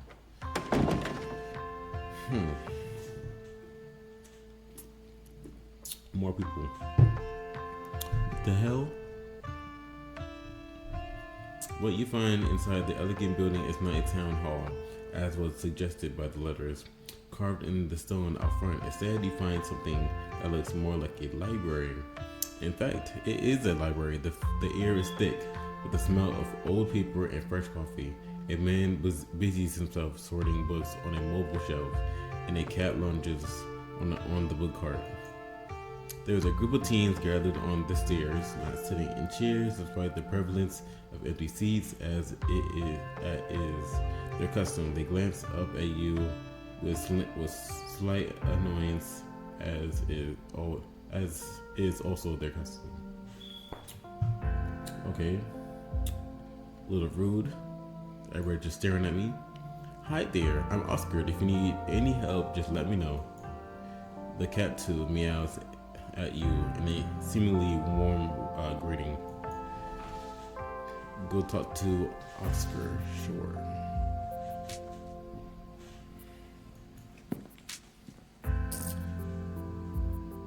Hello, you're just staring over here. Oscar, clearly the librarian here, smiles at you from behind the shelf of books.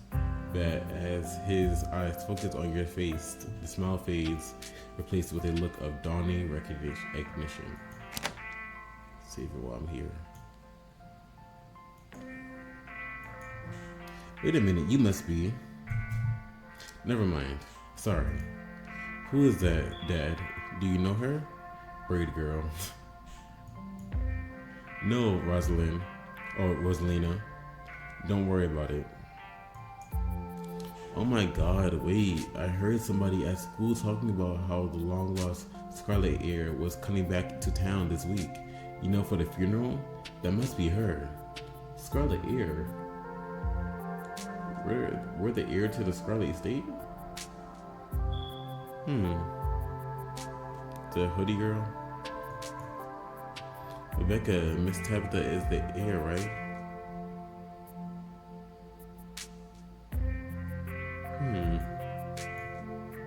Shut up, Alexis. I know what I heard. I know Alexis is right.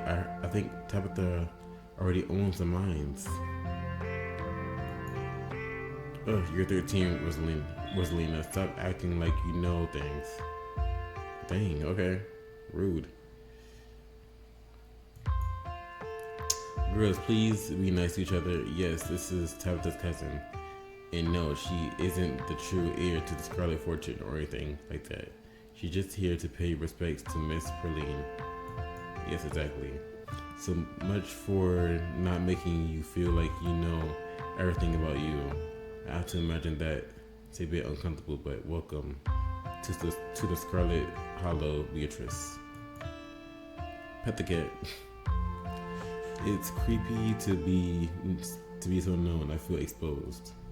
But I love being in a town where everyone already knows who I am. Saves so much time on introduction. It really does, to be honest. Do you know my cousin? I mean, most likely, yeah. Shouldn't those kids be in school? I like to talk to whoever's in charge around here, the mayor or whoever. I met this Stella girl on the street. Do you know her? There are a lot of boarded up buildings on the main street. Why do you think people still stay here? Why don't they leave like my mom did?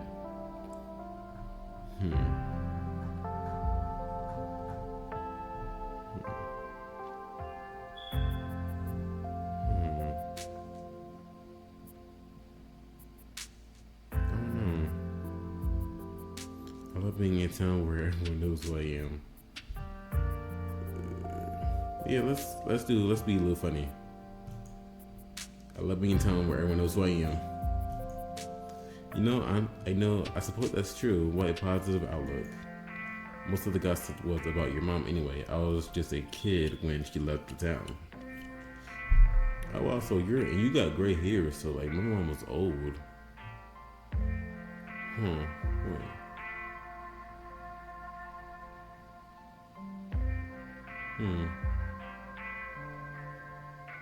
Actually, that makes me wonder how old I am, actually.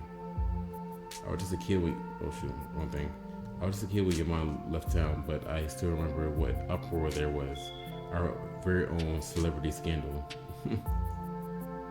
And it's all started up again now that folks were saying you might come back to town. It's good that you're willing to shrug it off, because I have time to imagine folks will be passing a lot of quick judgments about you.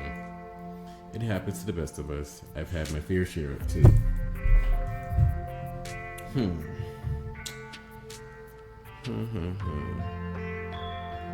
It's so messed up. Like people just judging me and everything, and I didn't have no control of nothing. But they're still, yeah. True.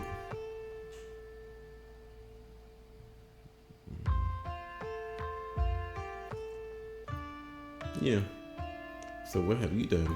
I like to think that if you live in a town that's this small and don't wind up as a topic of a few rumors, you aren't truly living. But yes, not to get too personal, coming back to town after college with a toddler, and no wives did land me in the center of a lot of talks. You just live and let live. People will say what they say. There's no point in being too concerned about it. The best comeback is a life well lived. Oh my God, Rosalina, is your dad this weird with everybody? That was way too much. I don't think you're supposed to be listening. Well, he shouldn't trauma dump on strangers. Well, y'all being nosy.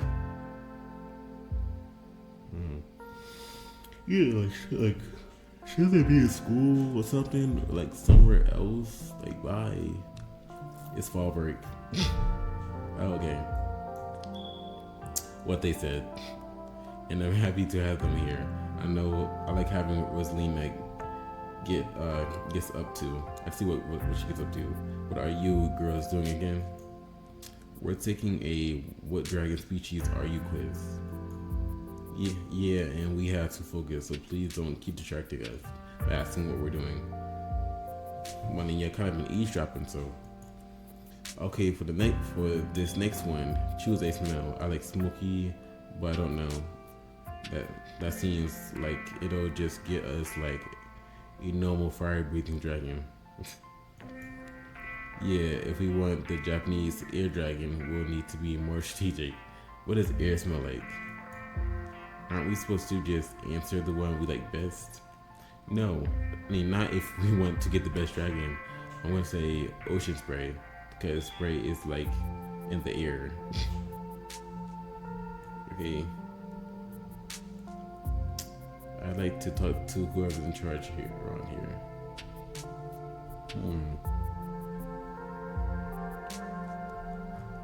Let's do. Yeah. Who's in charge around here? I don't think talking to Mayor Jimmy would be very enlightening, but I'd be happy to answer my question. Any questions you have about the town. But if you're looking for an authority figure, honestly, your cousin is probably the one you want to talk to. Okay.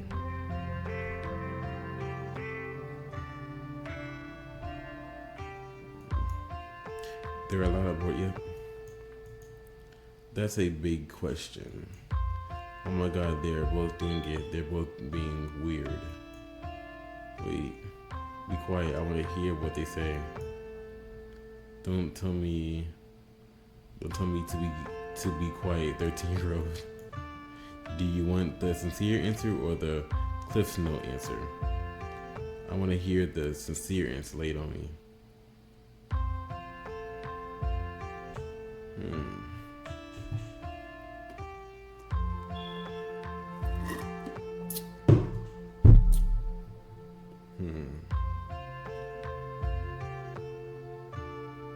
Sincere. Alright, you asked for it. Now, I won't speak for folks who have never left, but someone who left for a while and came back for me. It was family and an obligation to other families in the community where I was raised. I watched so many of my peers struggle to just finish high school, and many didn't make it that far. They had to work to help their families keep the lights on. They didn't have the choices my father made sure to give me because his goal in life was to keep me out of those mines, and he worked himself to exhaustion every day to make sure that never happened. And ultimately, my choice was whether to abandon these people I had grown up with or to come back and use that education to try and make things better for the next generation. So I let parents drop their kids off all day in summer, and they have to work and set up my little reading adventure stamp rally with them. And I try to get the county to buy us another computer so more people can access resources they don't have at home. Okay, this is important. Do you think a Japanese dragon would like pizza or eclairs? Pizza. I could really go for a pizza right now. Maybe rice cakes because they're all airy and rice comes from Japan. Rice doesn't come from Japan, it comes from all of Asia. You learn that when you catch up to us in school. And that's why I'm the one clicking the answers. My vibe is eclairs. Plus, there's nothing better than raising a kid than a couple doubting grandpas who wanted to spend time with her before they passed. Mystical. Some places have a pull on people, don't they? Sometimes you think you have a choice when we really didn't. I don't think I had a choice about coming back myself. It was going to happen eventually. I should have asked for the cliff notes. That's difficult. Thanks for sharing. There's no use dwelling on the past, really.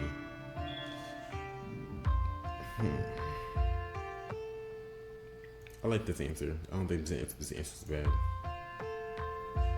Her face. She's like so over it. Becca is so over it. Oh my god, lame. Becca, go to hell. You're a freaking teenager. You think everything's lame. It really feels that way sometimes, doesn't it? Do you know my cousin? I met this Stella girl on the street.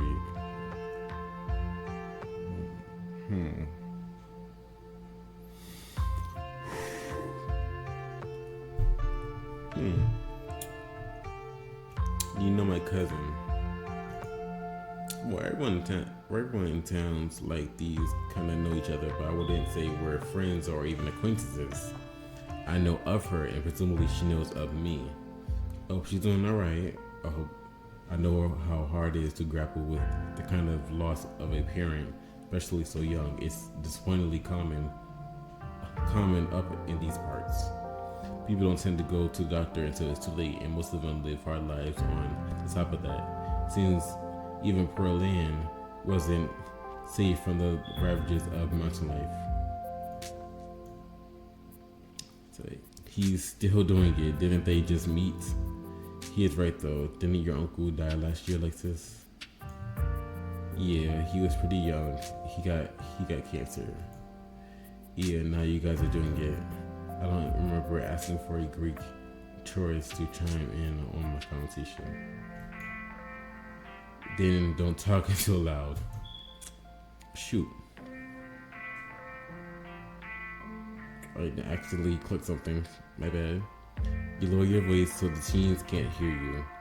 The Becca girl is kind of rude. Are you just gonna let her say stuff like that?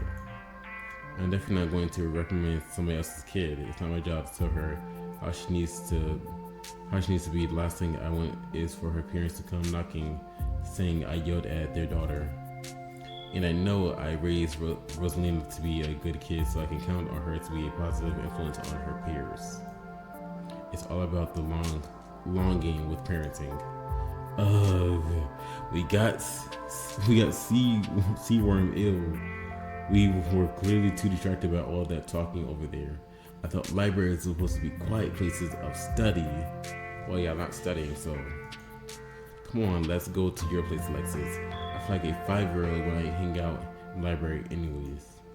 Yeah, we can watch a movie in your basement. Do you think your parents would mind? I can act. They never mind. Come on, let's go. The teens started towards the door, with Becca in the lead. Wait, Rosalina, when should I expect you back? We're doing a sleepover, right? Oh, I have to see my mom. We're going to make a pot pies for dinner? That's okay, we can order a pizza. The conversation fades as they walk out the door. Keep me posted. Teens, am I right? I'll get out of your hair too. I'm headed out too. But not because I didn't have a fun chat. It's just getting dark. Oof. Yeah. You have a good one, Beatrice. This. Have a chat at the library early Monday afternoon. You make your way to the main streets. It looks like the sun's finally starting to set. Maybe you'll see if a sleepy southern town like Scarlet Hollow has a vibrant nightlife another day, but for now you feel ready to head back to the estate. Go back to the estate. You return to the dirt road, beginning the trek back upwards the estate. Tip: you can hit the H button on your keyboard to hide the text box at any time. Let's see.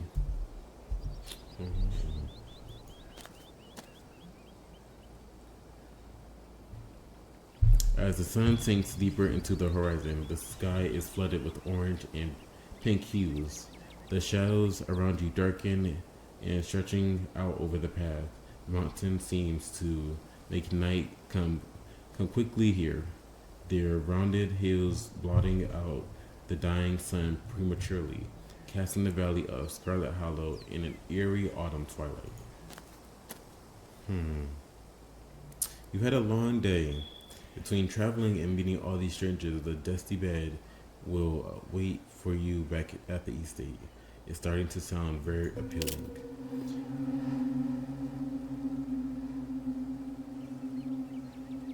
There's a sound on the path behind you.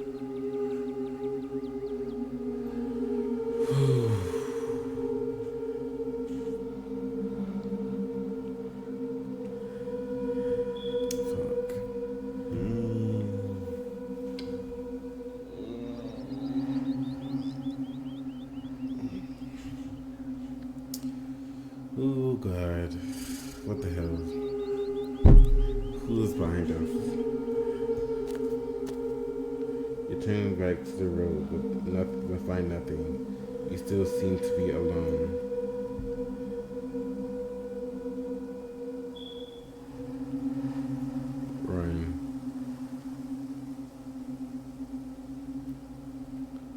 Just be cautious. Continue down the path. You continue on your way, turning around and taking a few steps forward. There's another sound, a shuffle of leaves. You whirl around to see a creature in the middle of the road, pausing in midst of one paw, still held in mid-air, is staring at you with a wild, unkempt look in its eyes. It's a mountain lion, or there is something horribly wrong with it. Mystical, but this creature strikes you as more than merely ill. Looking into its eyes gives you the distinct impression that it isn't all there, almost as if something's replacing it. It takes another step towards you, drooling, leaking from its slacking mouth.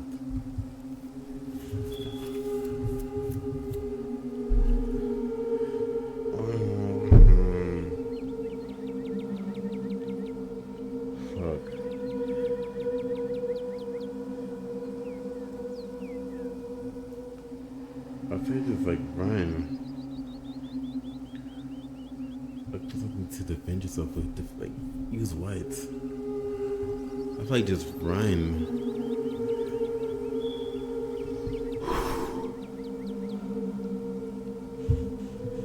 I don't know. I feel like that's what I would do. I would run.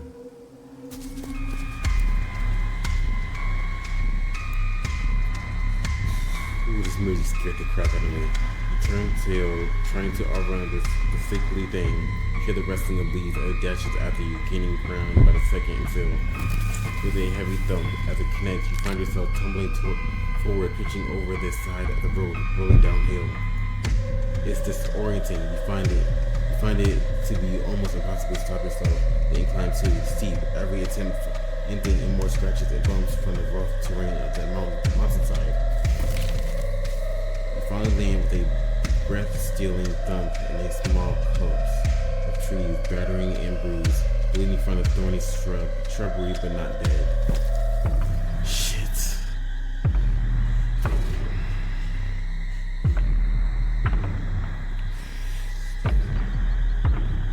It doesn't bother trying to hide now, leaping down into the clearing with killing intent in its wide yellow eyes, ready to finish what it started, and then thank God. The evening ear is pierced within the sound of a gunshot. The mountain lion is gone in a flash, leaving a thin trail of blood behind as it disappears into the dark woods beyond the path. As you gain your bearings, you realize that your ice cream is gone. You must have lost it in your fall. Damn, I nearly had the thing. And I nearly had you too. Who the hell are you? What are you doing out here? Looking to get shot?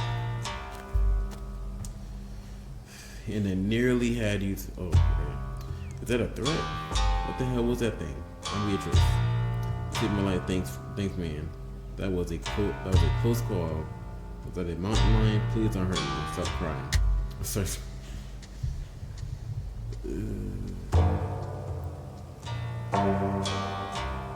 that a threat?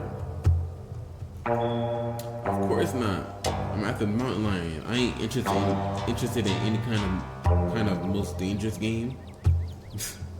But wait a trick. You seem awfully familiar. He looks you up and down with his good eye. Ain't you that scarlet kid everyone was saying wasn't gonna show? I apologize for my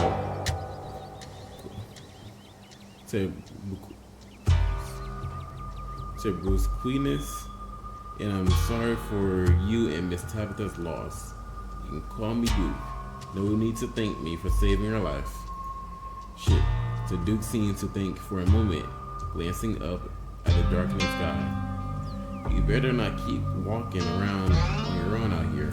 Not with that thing on the prowl. I'd hate to think anything might happen to you without me around to save your skin.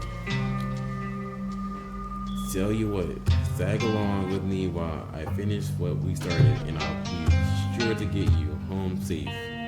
I'd wager Miss Tabitha would appreciate somebody looking out for you.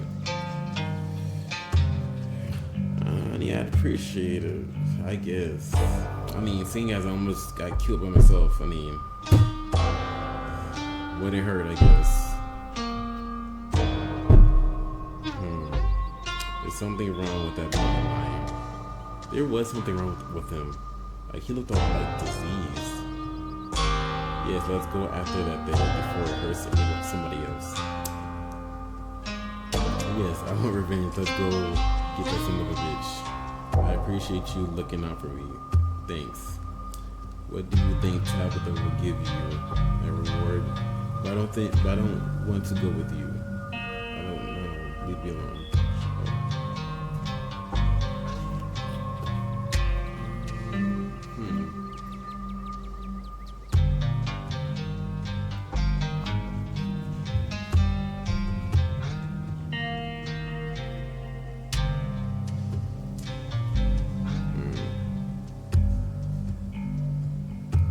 There is something wrong with that mountain lion. It's probably got the cancer, had all the mumps. What do you mean, the cancer? Doesn't seem it's any less dangerous. If I had to guess, I'd say it's more deadly than ever now that it sees death coming for it. And as you well know, when's the last time you heard of a mountain lion attacking anybody, especially on this side of the continent? You're one lucky few, so don't ruin it by going off and dying alone in the woods after God did you a favor.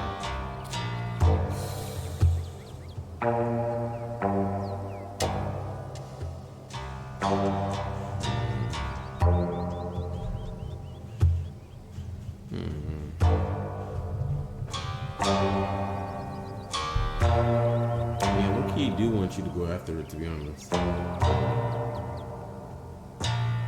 I mean, I feel like he was already looking for it beforehand, before he even saw me. So, yes, I appreciate you looking out for me. Oh, don't mention it. I wouldn't be able to sleep at night knowing I let somebody go off on their own in the dark with something like that crawling around after them. Stick with me, and we'll make sure it doesn't continue to take a chunk out of anybody. I don't like the thought of a man eater like that around my town. You and Duke make your way into the dark woods, following the trail of blood the mountain lion left behind. Before long, the sun has completely set, and the two of you find yourselves in near total darkness. Though Duke has a flashlight, he uses it sparingly, letting you both adjust to the starlight instead. Every sound feels deafening as the two of you pick your way through the underbrush. Every snapping twig could be the deadly paws of the thing that hunted you. Every rustling leaf, the herald of a vicious attack. Though you know deep down it's probably nothing but squirrels and shrews. Until you hear the unmaskable sound of something large shifting among the fallen leaves. Gotcha! The old man quietly steps forward, gun held at the ready. Oh, it's just Stella. What the hell? Duke, you scared me. What are you doing out here so late? Stella, I'd ask you the same, but I'm sure I know what has you slinking around after dark. Do you know how close I just came to putting a hole in you? But you didn't. No harm, no foul. Hey Beatrice, we're to see you out here so late. Does Tabitha know you're with Duke? Gretchen's little nose seems to pick up something she doesn't like. She thrashes in Stella's arms, whining threateningly. Whoa, calm down, girl. You know Beatrice.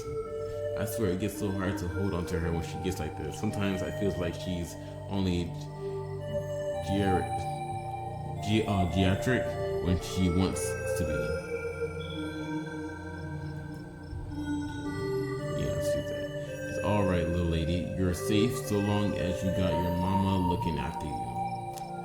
Unlike you, Stella, if you decide to keep on doing whatever it is you're doing out here, I think you'll find these woods aren't agreeable tonight. Beatrice here had a run in you wouldn't believe.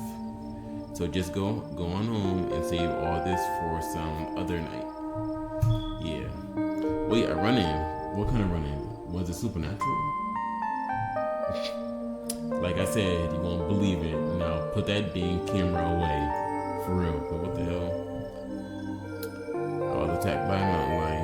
just know that it was bad, okay? You should listen to Duke and go home. There was some kind of creature, it was like a cat, but big, and covered in these lumps. Why are you acting like he doesn't mean what he says? Take this seriously, it's dangerous. Why would I lie? My book could be messed up.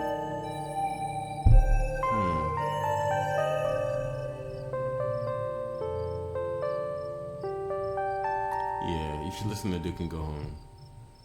You can't just say that and expect me to miss out on finding whatever you saw. This is the kind of thing I live for.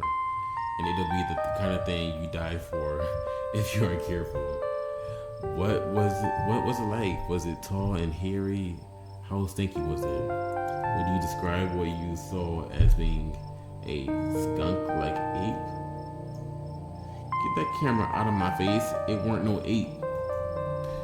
The only important thing is that it was sick, and sick animals are nothing to be trifled with. So if you don't want your last video to be found 20 years from now next to a pile of your bones in the den of some long dead creature, you best get out of these woods. That would be cool. No, it wouldn't. Your mama and your daddy are spinning in their graves hearing talk like that. If they ain't around to stop you, then I'll take on that responsibility. Go on, get. The old man shoots her away. Fine, I'll go. Street Smart, you recognize something in her smirk. She has no intention of going home. God.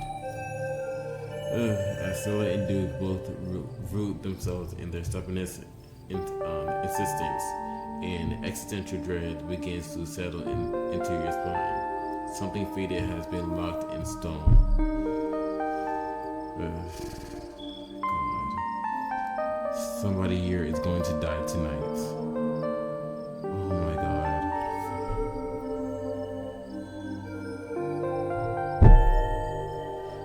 Ooh, hell.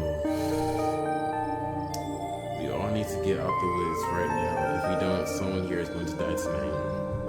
If you're just going to keep running around with your camera, aren't you? I think I'll go back to town with Stella, rejoin Stella.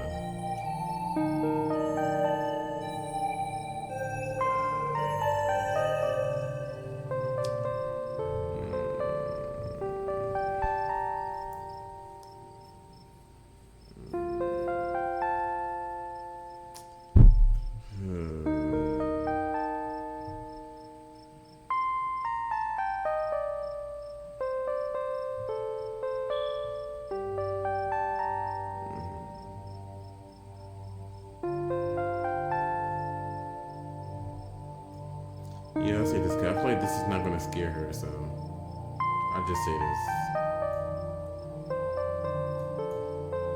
She most certainly is. I'll head back to town, towards town, I promise.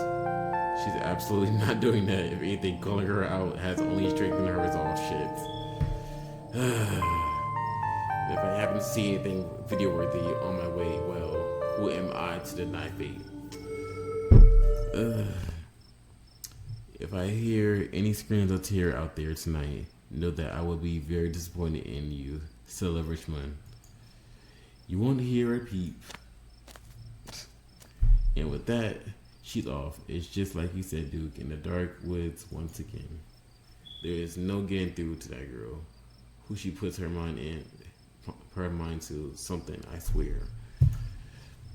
Damn, we've been stopped too long. Now the old hip starting to voices complaints. There is an overlook just up by this way. Let's sit a spell. I brought a few riddles around if you're peckish. You find your way along the narrow path and emerge on a rocky outcropping overlooking the dark forest. The sky above is smearing with stars, more than you have ever seen before. Duke interrupts us. Oh shit. The fuck? Duke interrupts the serenity of the scene with his old man grunts, folding his creaky joints. Excuse me, as he settles in on a nearby log. He starts rustling through a small pack you hadn't noticed he was carrying, pulling out some beef jerky and a couple of beers. At least it's nice night. It's a nice night, even if the circumstances leave something to be desired. Help yourself to jerky. And as for beer, I was planning on having both cans myself. But I suppose I can be convinced to spare one. And you can have it. I didn't know there were mountain lions.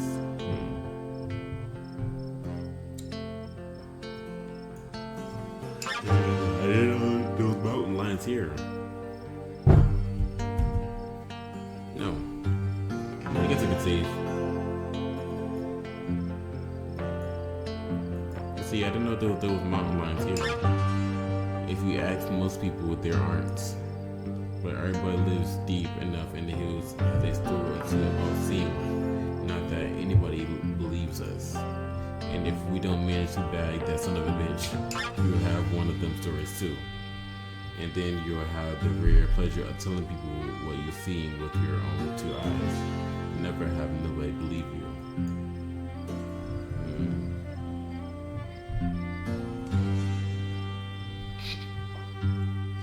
I can't eat jerky, I'm vegetarian. I can't eat jerky, I'm vegan shit.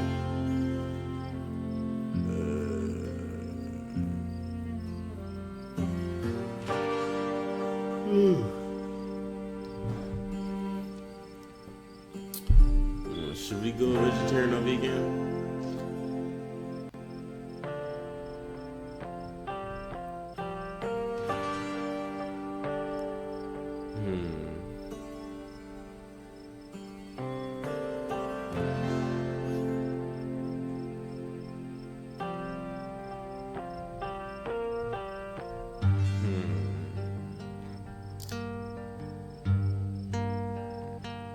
Yeah, sure. You're from here. What do you think of Scarlet Hollow? What do I think? You must as well be asking me what I think of the air I breathe, or the dirt I'm sitting on. How am I supposed to know? I'm in it. I should be the one asking you, what do you think of Arizona? Yes, yeah, I just got here. I don't know. One of the first things that happened to me here was being attacked by mountain lions, so the people scaring that they all have opinions of me, they decided they held before we ever met. I was asking you, come on, we must have some insight to share. I got the impression that it's barely hanging on.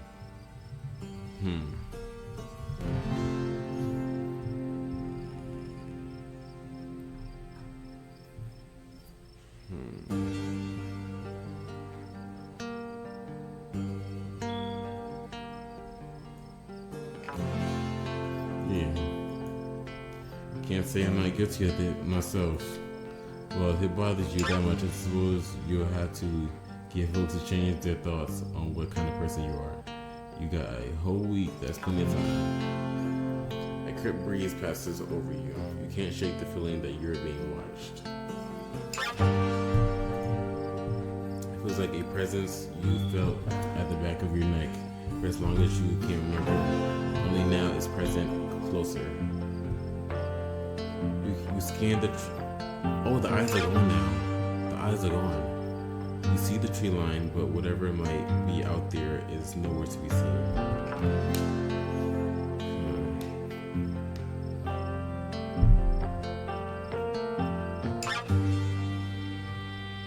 Sure, let's eat the jerky. Damn straight you will. You take a laborer's bite of the jerky, straightening your jaw as it fights back, but you manage to tear it off a leathery piece. It's not especially flavorful, but it is very satisfying, like how you imagine old-timey war rations might taste.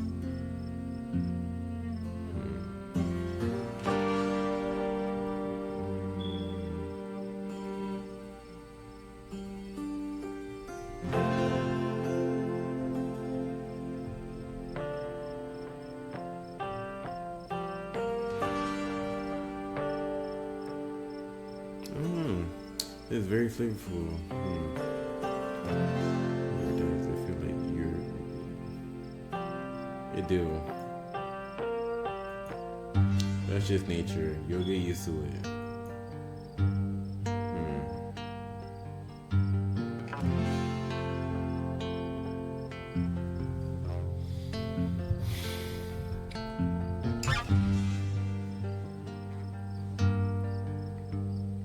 No.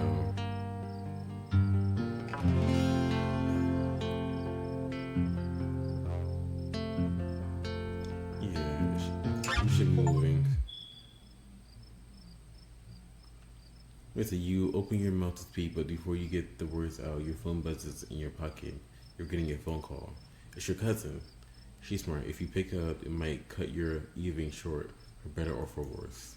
You could always text her and say that you aren't in the middle of the woods next to a loaded gun and hunting down a man-eating cougar.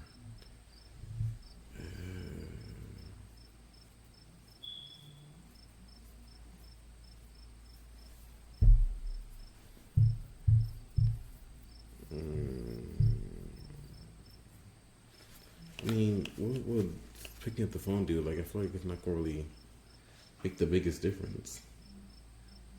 Cause, like, what we gonna get in trouble or something? Like, the fuck? Like, is she your mom or something? Like, she's not our mom. So I don't know why we would get in trouble, but guess it's just.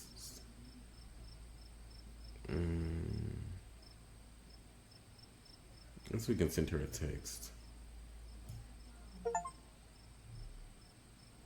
Yes, send her a text. Let's see. Said bumping around town. See ya soon, but don't wait up. Hey ya, cuz can't talk right now. You would not believe the day I'm having. I'm sorry, the person that you are trying to reach has voicemail. No, I'm not doing that. Sure. You not believe the type of day I've been having. You must have sent your pocket your phone. One of them fake calls, huh? Can't believe you're coming through all the way up here. Usually the hills are the one place you can be free of them. Bad reputations and all. There's a sound nearby, scuffling, and then what in the rustling grows louder. That must be Birdie. She's still alive. What the hell? The old man takes a step towards the tree line. Get your thieving little hands off of her. Dude charges forward, the flashlight in hand, crashing through the brush. Damn, that thing is fast. Which way did it go? There's an odd sound nearby, though it isn't the sound of whatever the two of you were chasing. Duke stops mid-stride to listen, and you stop to listen as well. It's a human voice.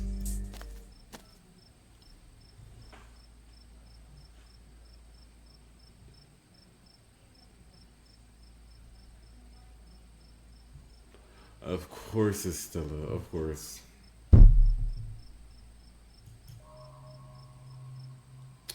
There appears to be some kind of growth. I've never seen anything like it. Jeez, I hope it doesn't get demonetized for this. Stella, I swear to God, didn't I tell you to go home? The two of you emerge into the clearing, revealing what Stella had been filming for intently. It's Birdie, her little chicken, body paint desperately breathing as she lies in a crumbled heap at Stella's feet.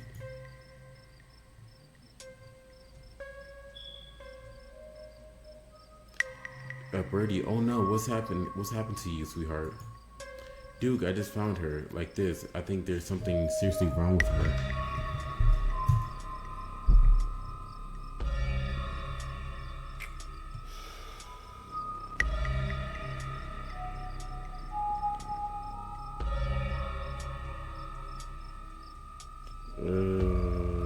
Yeah, I really don't think she should put this online. Definitely not.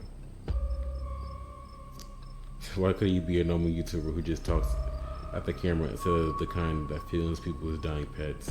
No, for real. Yeah, I don't think you should be filming this period.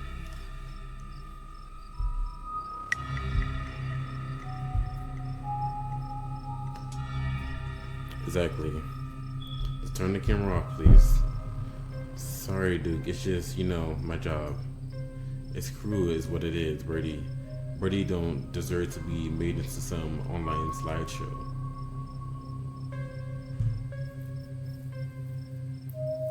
Yeah.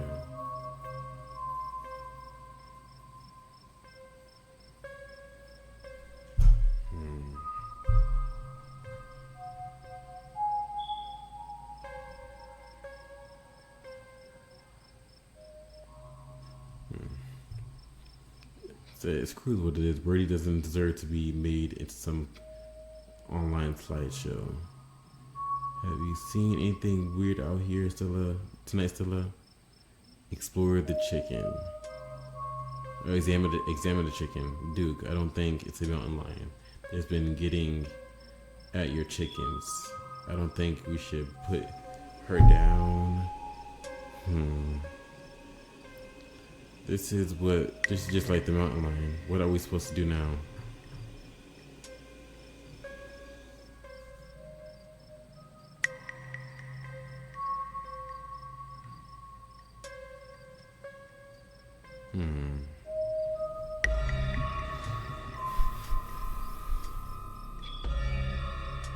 Yeah.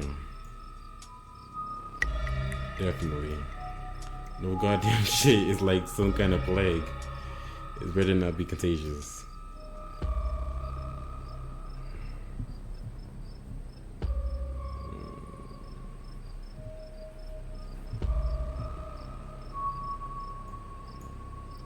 Did you see what got a hold of her?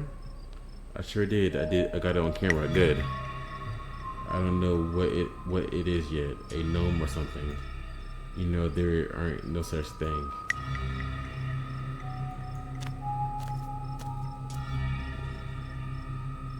Oh. Are they all getting like those big behind lumps? You stoop down to look at the chicken. Examine the growth. Good God. At first she thought might be having a tumor, but this is something else. The skin is stretched, taut, the growth pulsing beneath. She could still get better. Maybe she just needs that thing to pop. She'll be right as rain in a couple of days. Happened to me once, and there is not so much as a scar these days. I don't know. It kind of feels like. I don't know. It kind of feels like there's something in there. Whatever it might be, better than to investigate this lump any closer. You've seen horror movies. You back away from the chicken, your curiosity eclipsed by your instinct for self-preservation. Do you think she's becoming an egg? Oh my God. This is stupid comment. I'm not gonna say that. Like, what are we supposed to do, man? I'm freaking the hell out. Duke, I don't think it's a mountain lion. Yeah, we know that. Check her down. Yeah. Duke, yeah, I don't think it's a mountain lion. Yeah, no shit. In all my years, I have never seen anything like this. Whatever got to Birdie seems like the same thing that must have gotten to the mountain lion. As you and Duke and Stella stuck with the situation, a sound begins to wrap around you. Gently at first, barely a whisper. The hell? But then a guttural moan, and then another, until suddenly you find yourself surrounded by a chorus of groaning in misery. What the hell's going on? Hey, do you guys hear that? I think we should get out of here.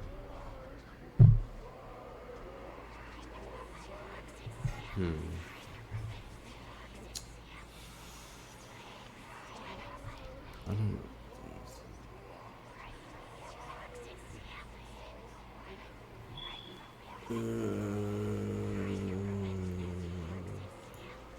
I think we should get out of here. Agreed. We've all had enough excitement. Come on, get up, Birdie. Let's go home. Are you guys hearing this? Yes, we can hear it. That's why we're saying leave. He starts filming again. As Luke scoops up the injured Birdie, the voices in the trees intensify.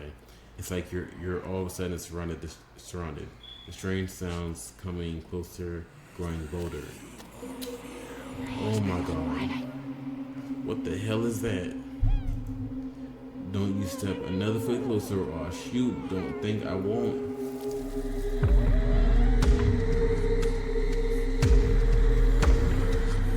The man hesitates and the thing steps forward, fixing what seems to be his eyes on Birdie, tucked under Duke's arm.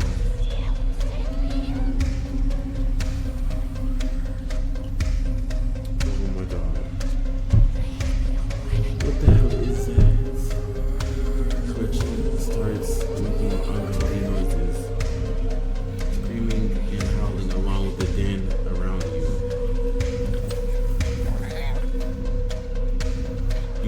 You instantly turn just in time to see another of the creatures slithering out from the bush. Gretchen's whines and barks reach a fevered pitch as another creature's malformed hands grabs at her. Yo, why would you put your dog down? Oh my god. What's going on over there? As Sue glances back, everything seems to be happening at once. A patter of anxiety and then chaos. Oh my god. Duke grapples with the thing as it grabs his shotgun and pushes the barrel out of the way as it grabs for Birdie with oddly jointed limbs, while Stella stares in shocking silence as it paused, watching as the other creature attempts to wrestle Gretchen into darkness, her desperate cries going unheeded. Shit, get your grubby little hands off my bird.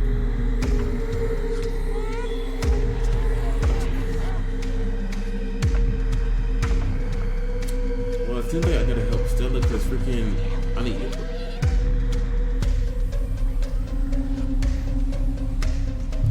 Shoot. I mean, it seems like Duke might got it. I feel like he has it. Because Stella looks like she's frozen, so I'm gonna help Gretchen. Yeah. Because Duke feels like he's in a better position, to be honest. You drive for Gretchen, except he's just not sure away from that thing's mishappened hands. You manage to grab her, but the creature isn't better. It rears back on its hind legs, its mouth open, its whispering tones sliding out alongside something sharp and unnatural. But there is the deafening blast of Duke's shotgun, and suddenly it's gone. Duke?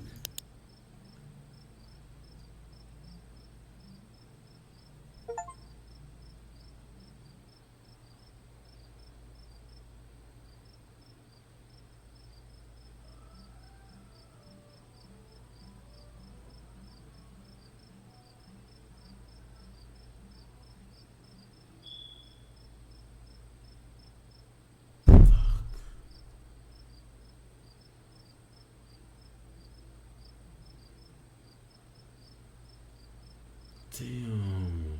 Oh my.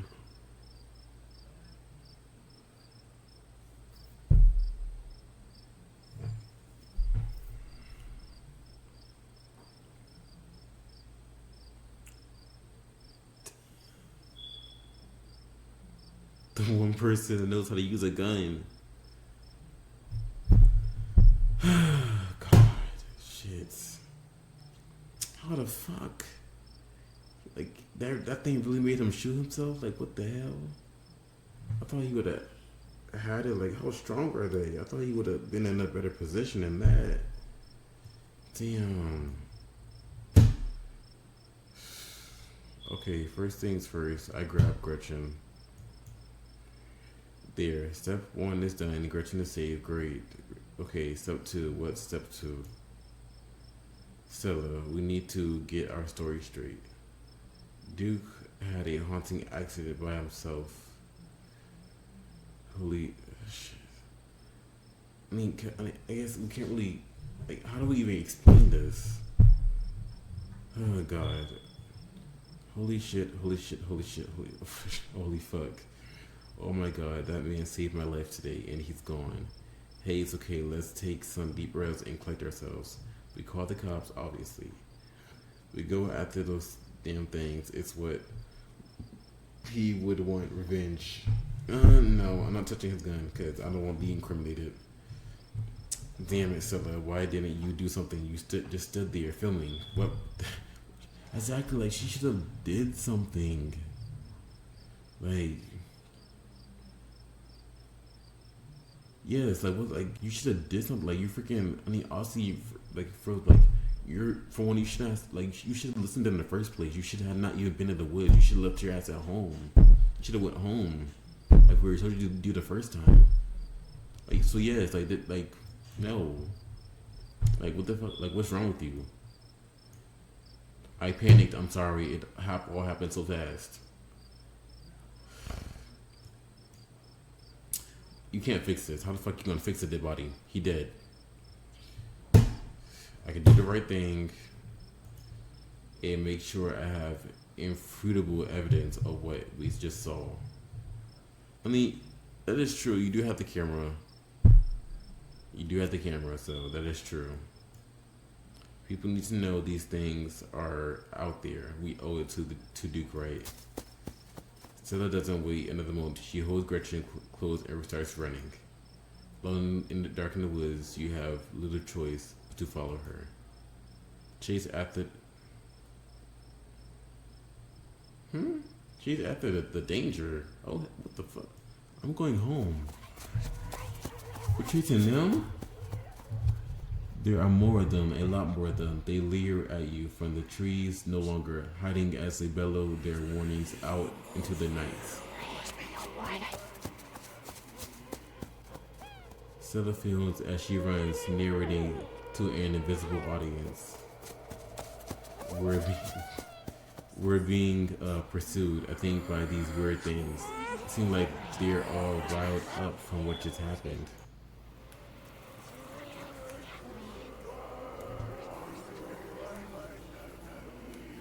The two of you come to a stop at the edge of a clearing. What the fuck is it? Looking like making like a circle?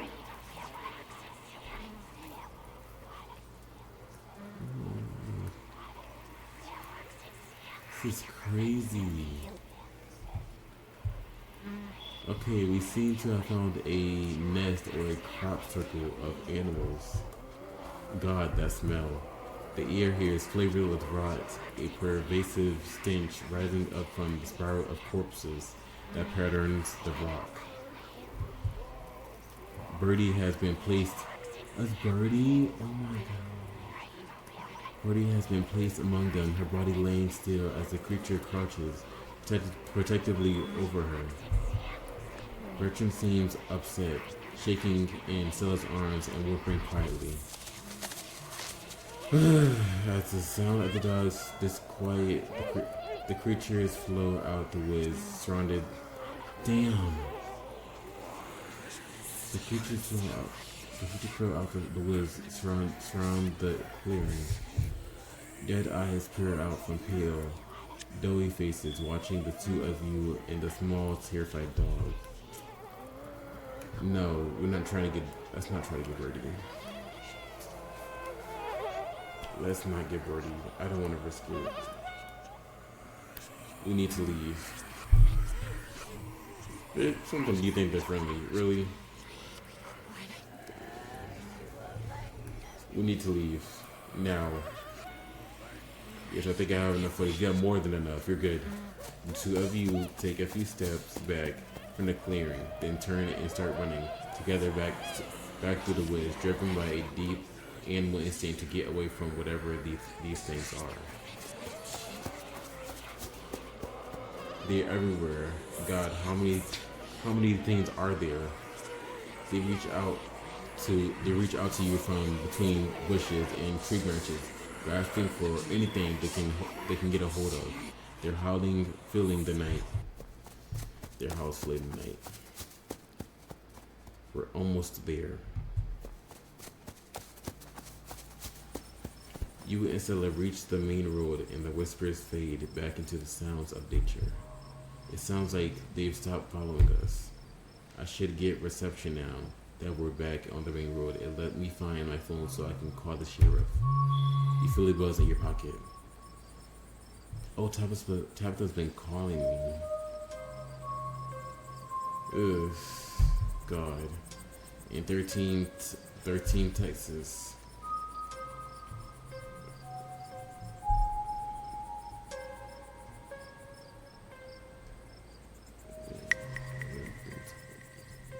Needy. I mean, it is the middle of the night, so it is warranted.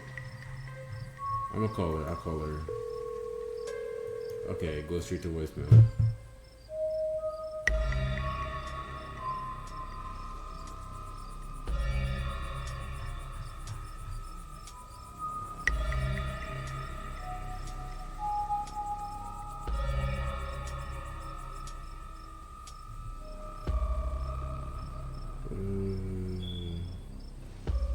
I don't really like any of these options for real. I guess just keep it to myself. Alright, let's call the police. Stella pulls out her phone and dials. Hello, Earl, it's Stella Richmond. I'm up in the mountain on the Asinga Trail. Duke is dead, Earl. Shotgun, it happened right in front of us. There's something in the woods. Okay, yeah. Yeah, I think we're okay, but hurry. Jesus, Earl, who's going to tell Bo? I guess now we wait.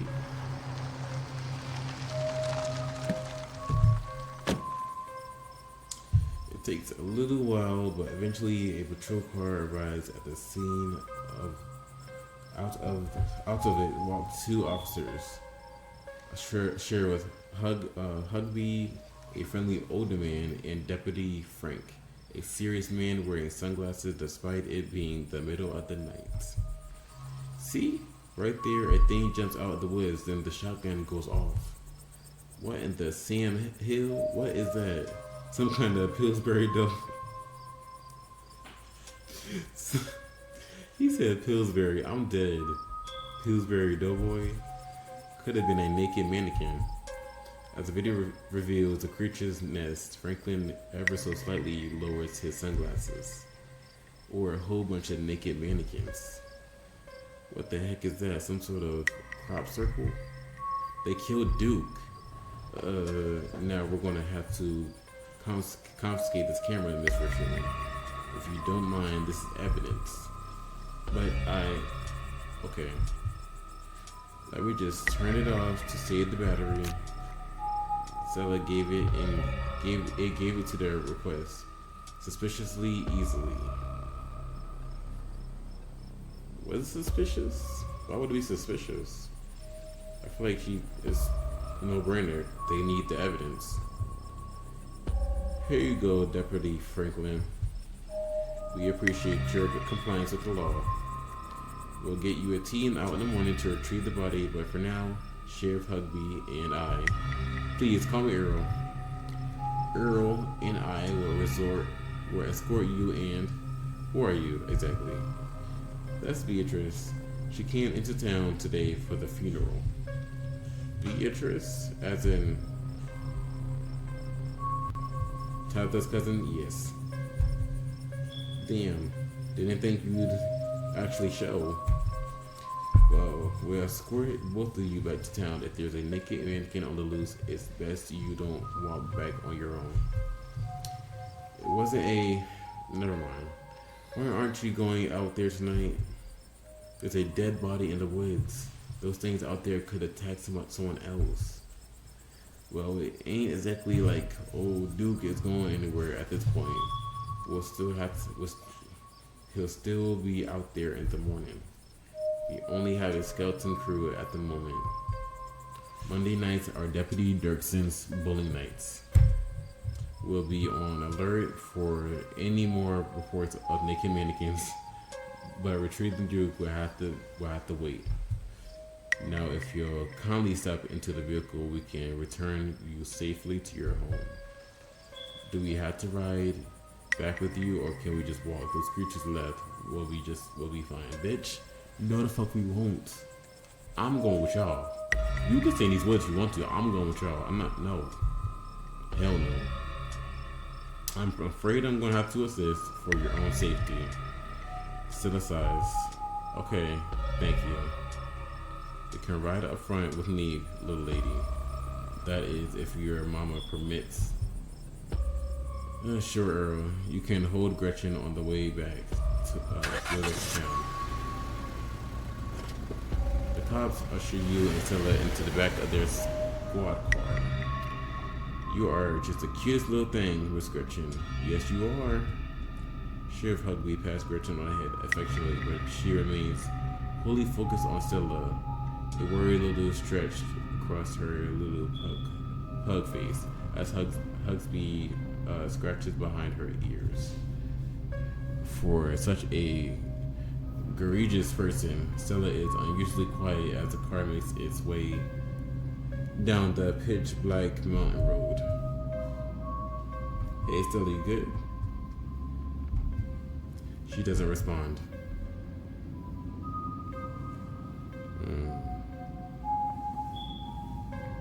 I guess we just saw a man die. I don't know what to say either.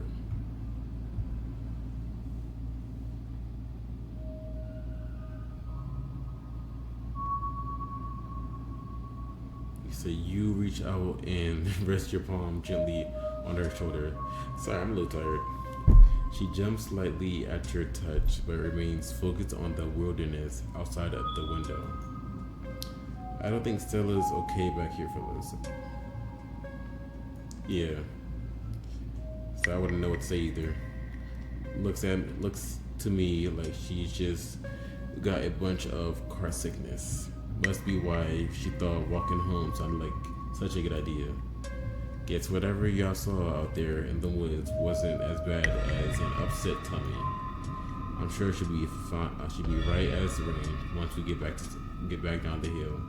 Though she'd best try not to hurl in the meantime. We wouldn't want Franklin here to have to work late cleaning the squad car. We're only a few minutes away now. You'll have better keep together until then. Alright. Soon the rumble of gravel beneath the tires gave in way to uneven pavement, and the car comes to a stop in front of a small cottage. So you two stay out of trouble. We'll have this all sorted out in the morning. Just get a good night's sleep. And you, whatever your name it was. I'll be nice, Beatrice. Sure. You're in town for the funeral.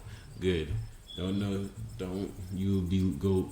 go leaving before then.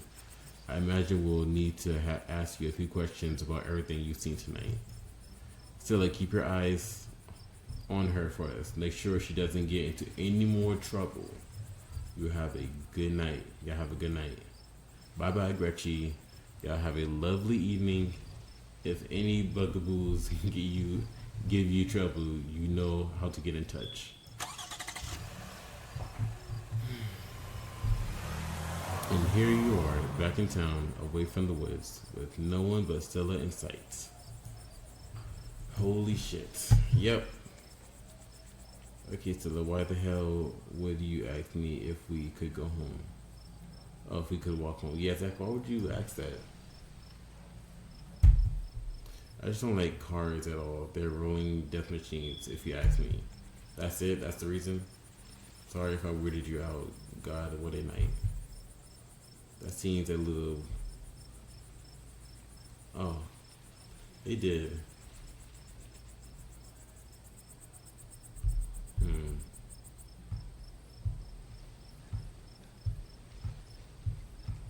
They do... Yeah, they seemed really chill about it all. I can't believe they're waiting until the morning to even start looking for him. Who knows what those things are doing to his body right now? What's worse is I think they implied that you're a suspect even after we showed them all the footage. Even the nest.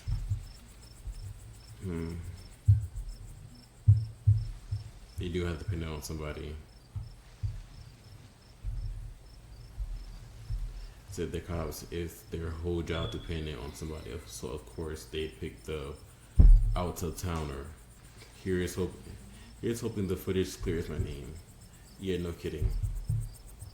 But it's okay. I'm not going to let anything bad happen to you.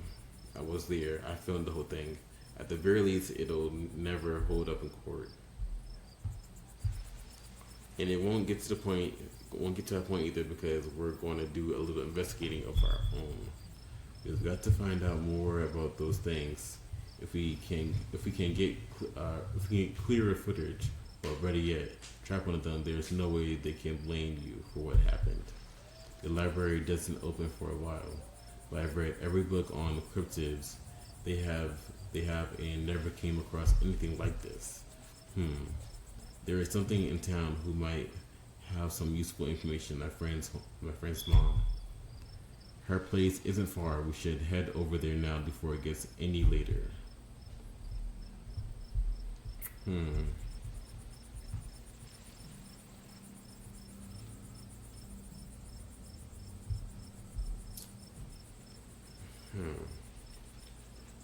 place isn't far. We should head over there now before it gets any later. I should check it on top of the.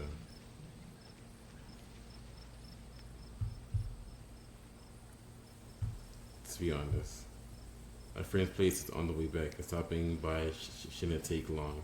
You sure you don't want to stop in first? I know I wouldn't want to head up that mountain road by myself after everything that's happened tonight. I mean, yeah, when you put it like that.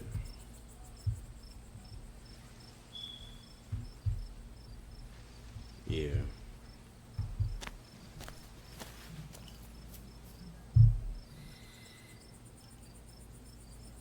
Good thing is late. So I hope she's still awake. You've been here, of course. This is the journal store lady. I'm guessing. You've been here, of course. The journal store, though it's currently closed, its large windows dark. Jesus.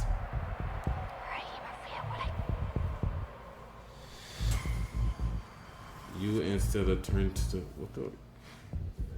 what the fuck is going on?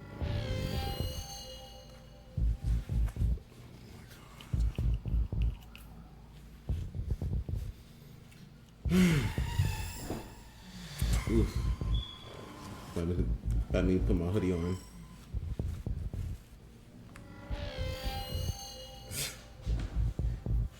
You and Stella turn to see a shadowy figure staring at you from across the road. You didn't hear it approach.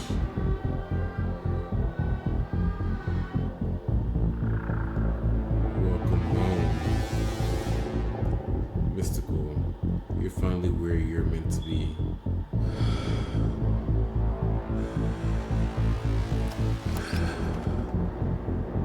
Before you can respond, the door behind you swings open and an older woman stands in the entryway.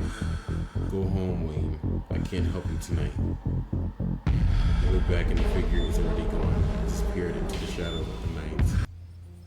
I'm sorry about that, Stella. Some people just can't be helped. Man, what? What brings you out here tonight so late? And who is this? Hi, Miss Forrest. Forrest? This is Beatrice. It is okay. Is it okay if we come in? You and Mrs. Forrest briefly lock eyes. She's impenetrable, and you feel small and almost naked in her presence. And yet you feel no threat, no malice. And then the moment passes, and you see the only woman before you. Of course. you're in luck. I just put the water on for hibiscus tea. And for goodness sake, you can call me Sybil. You're an adult now, after all.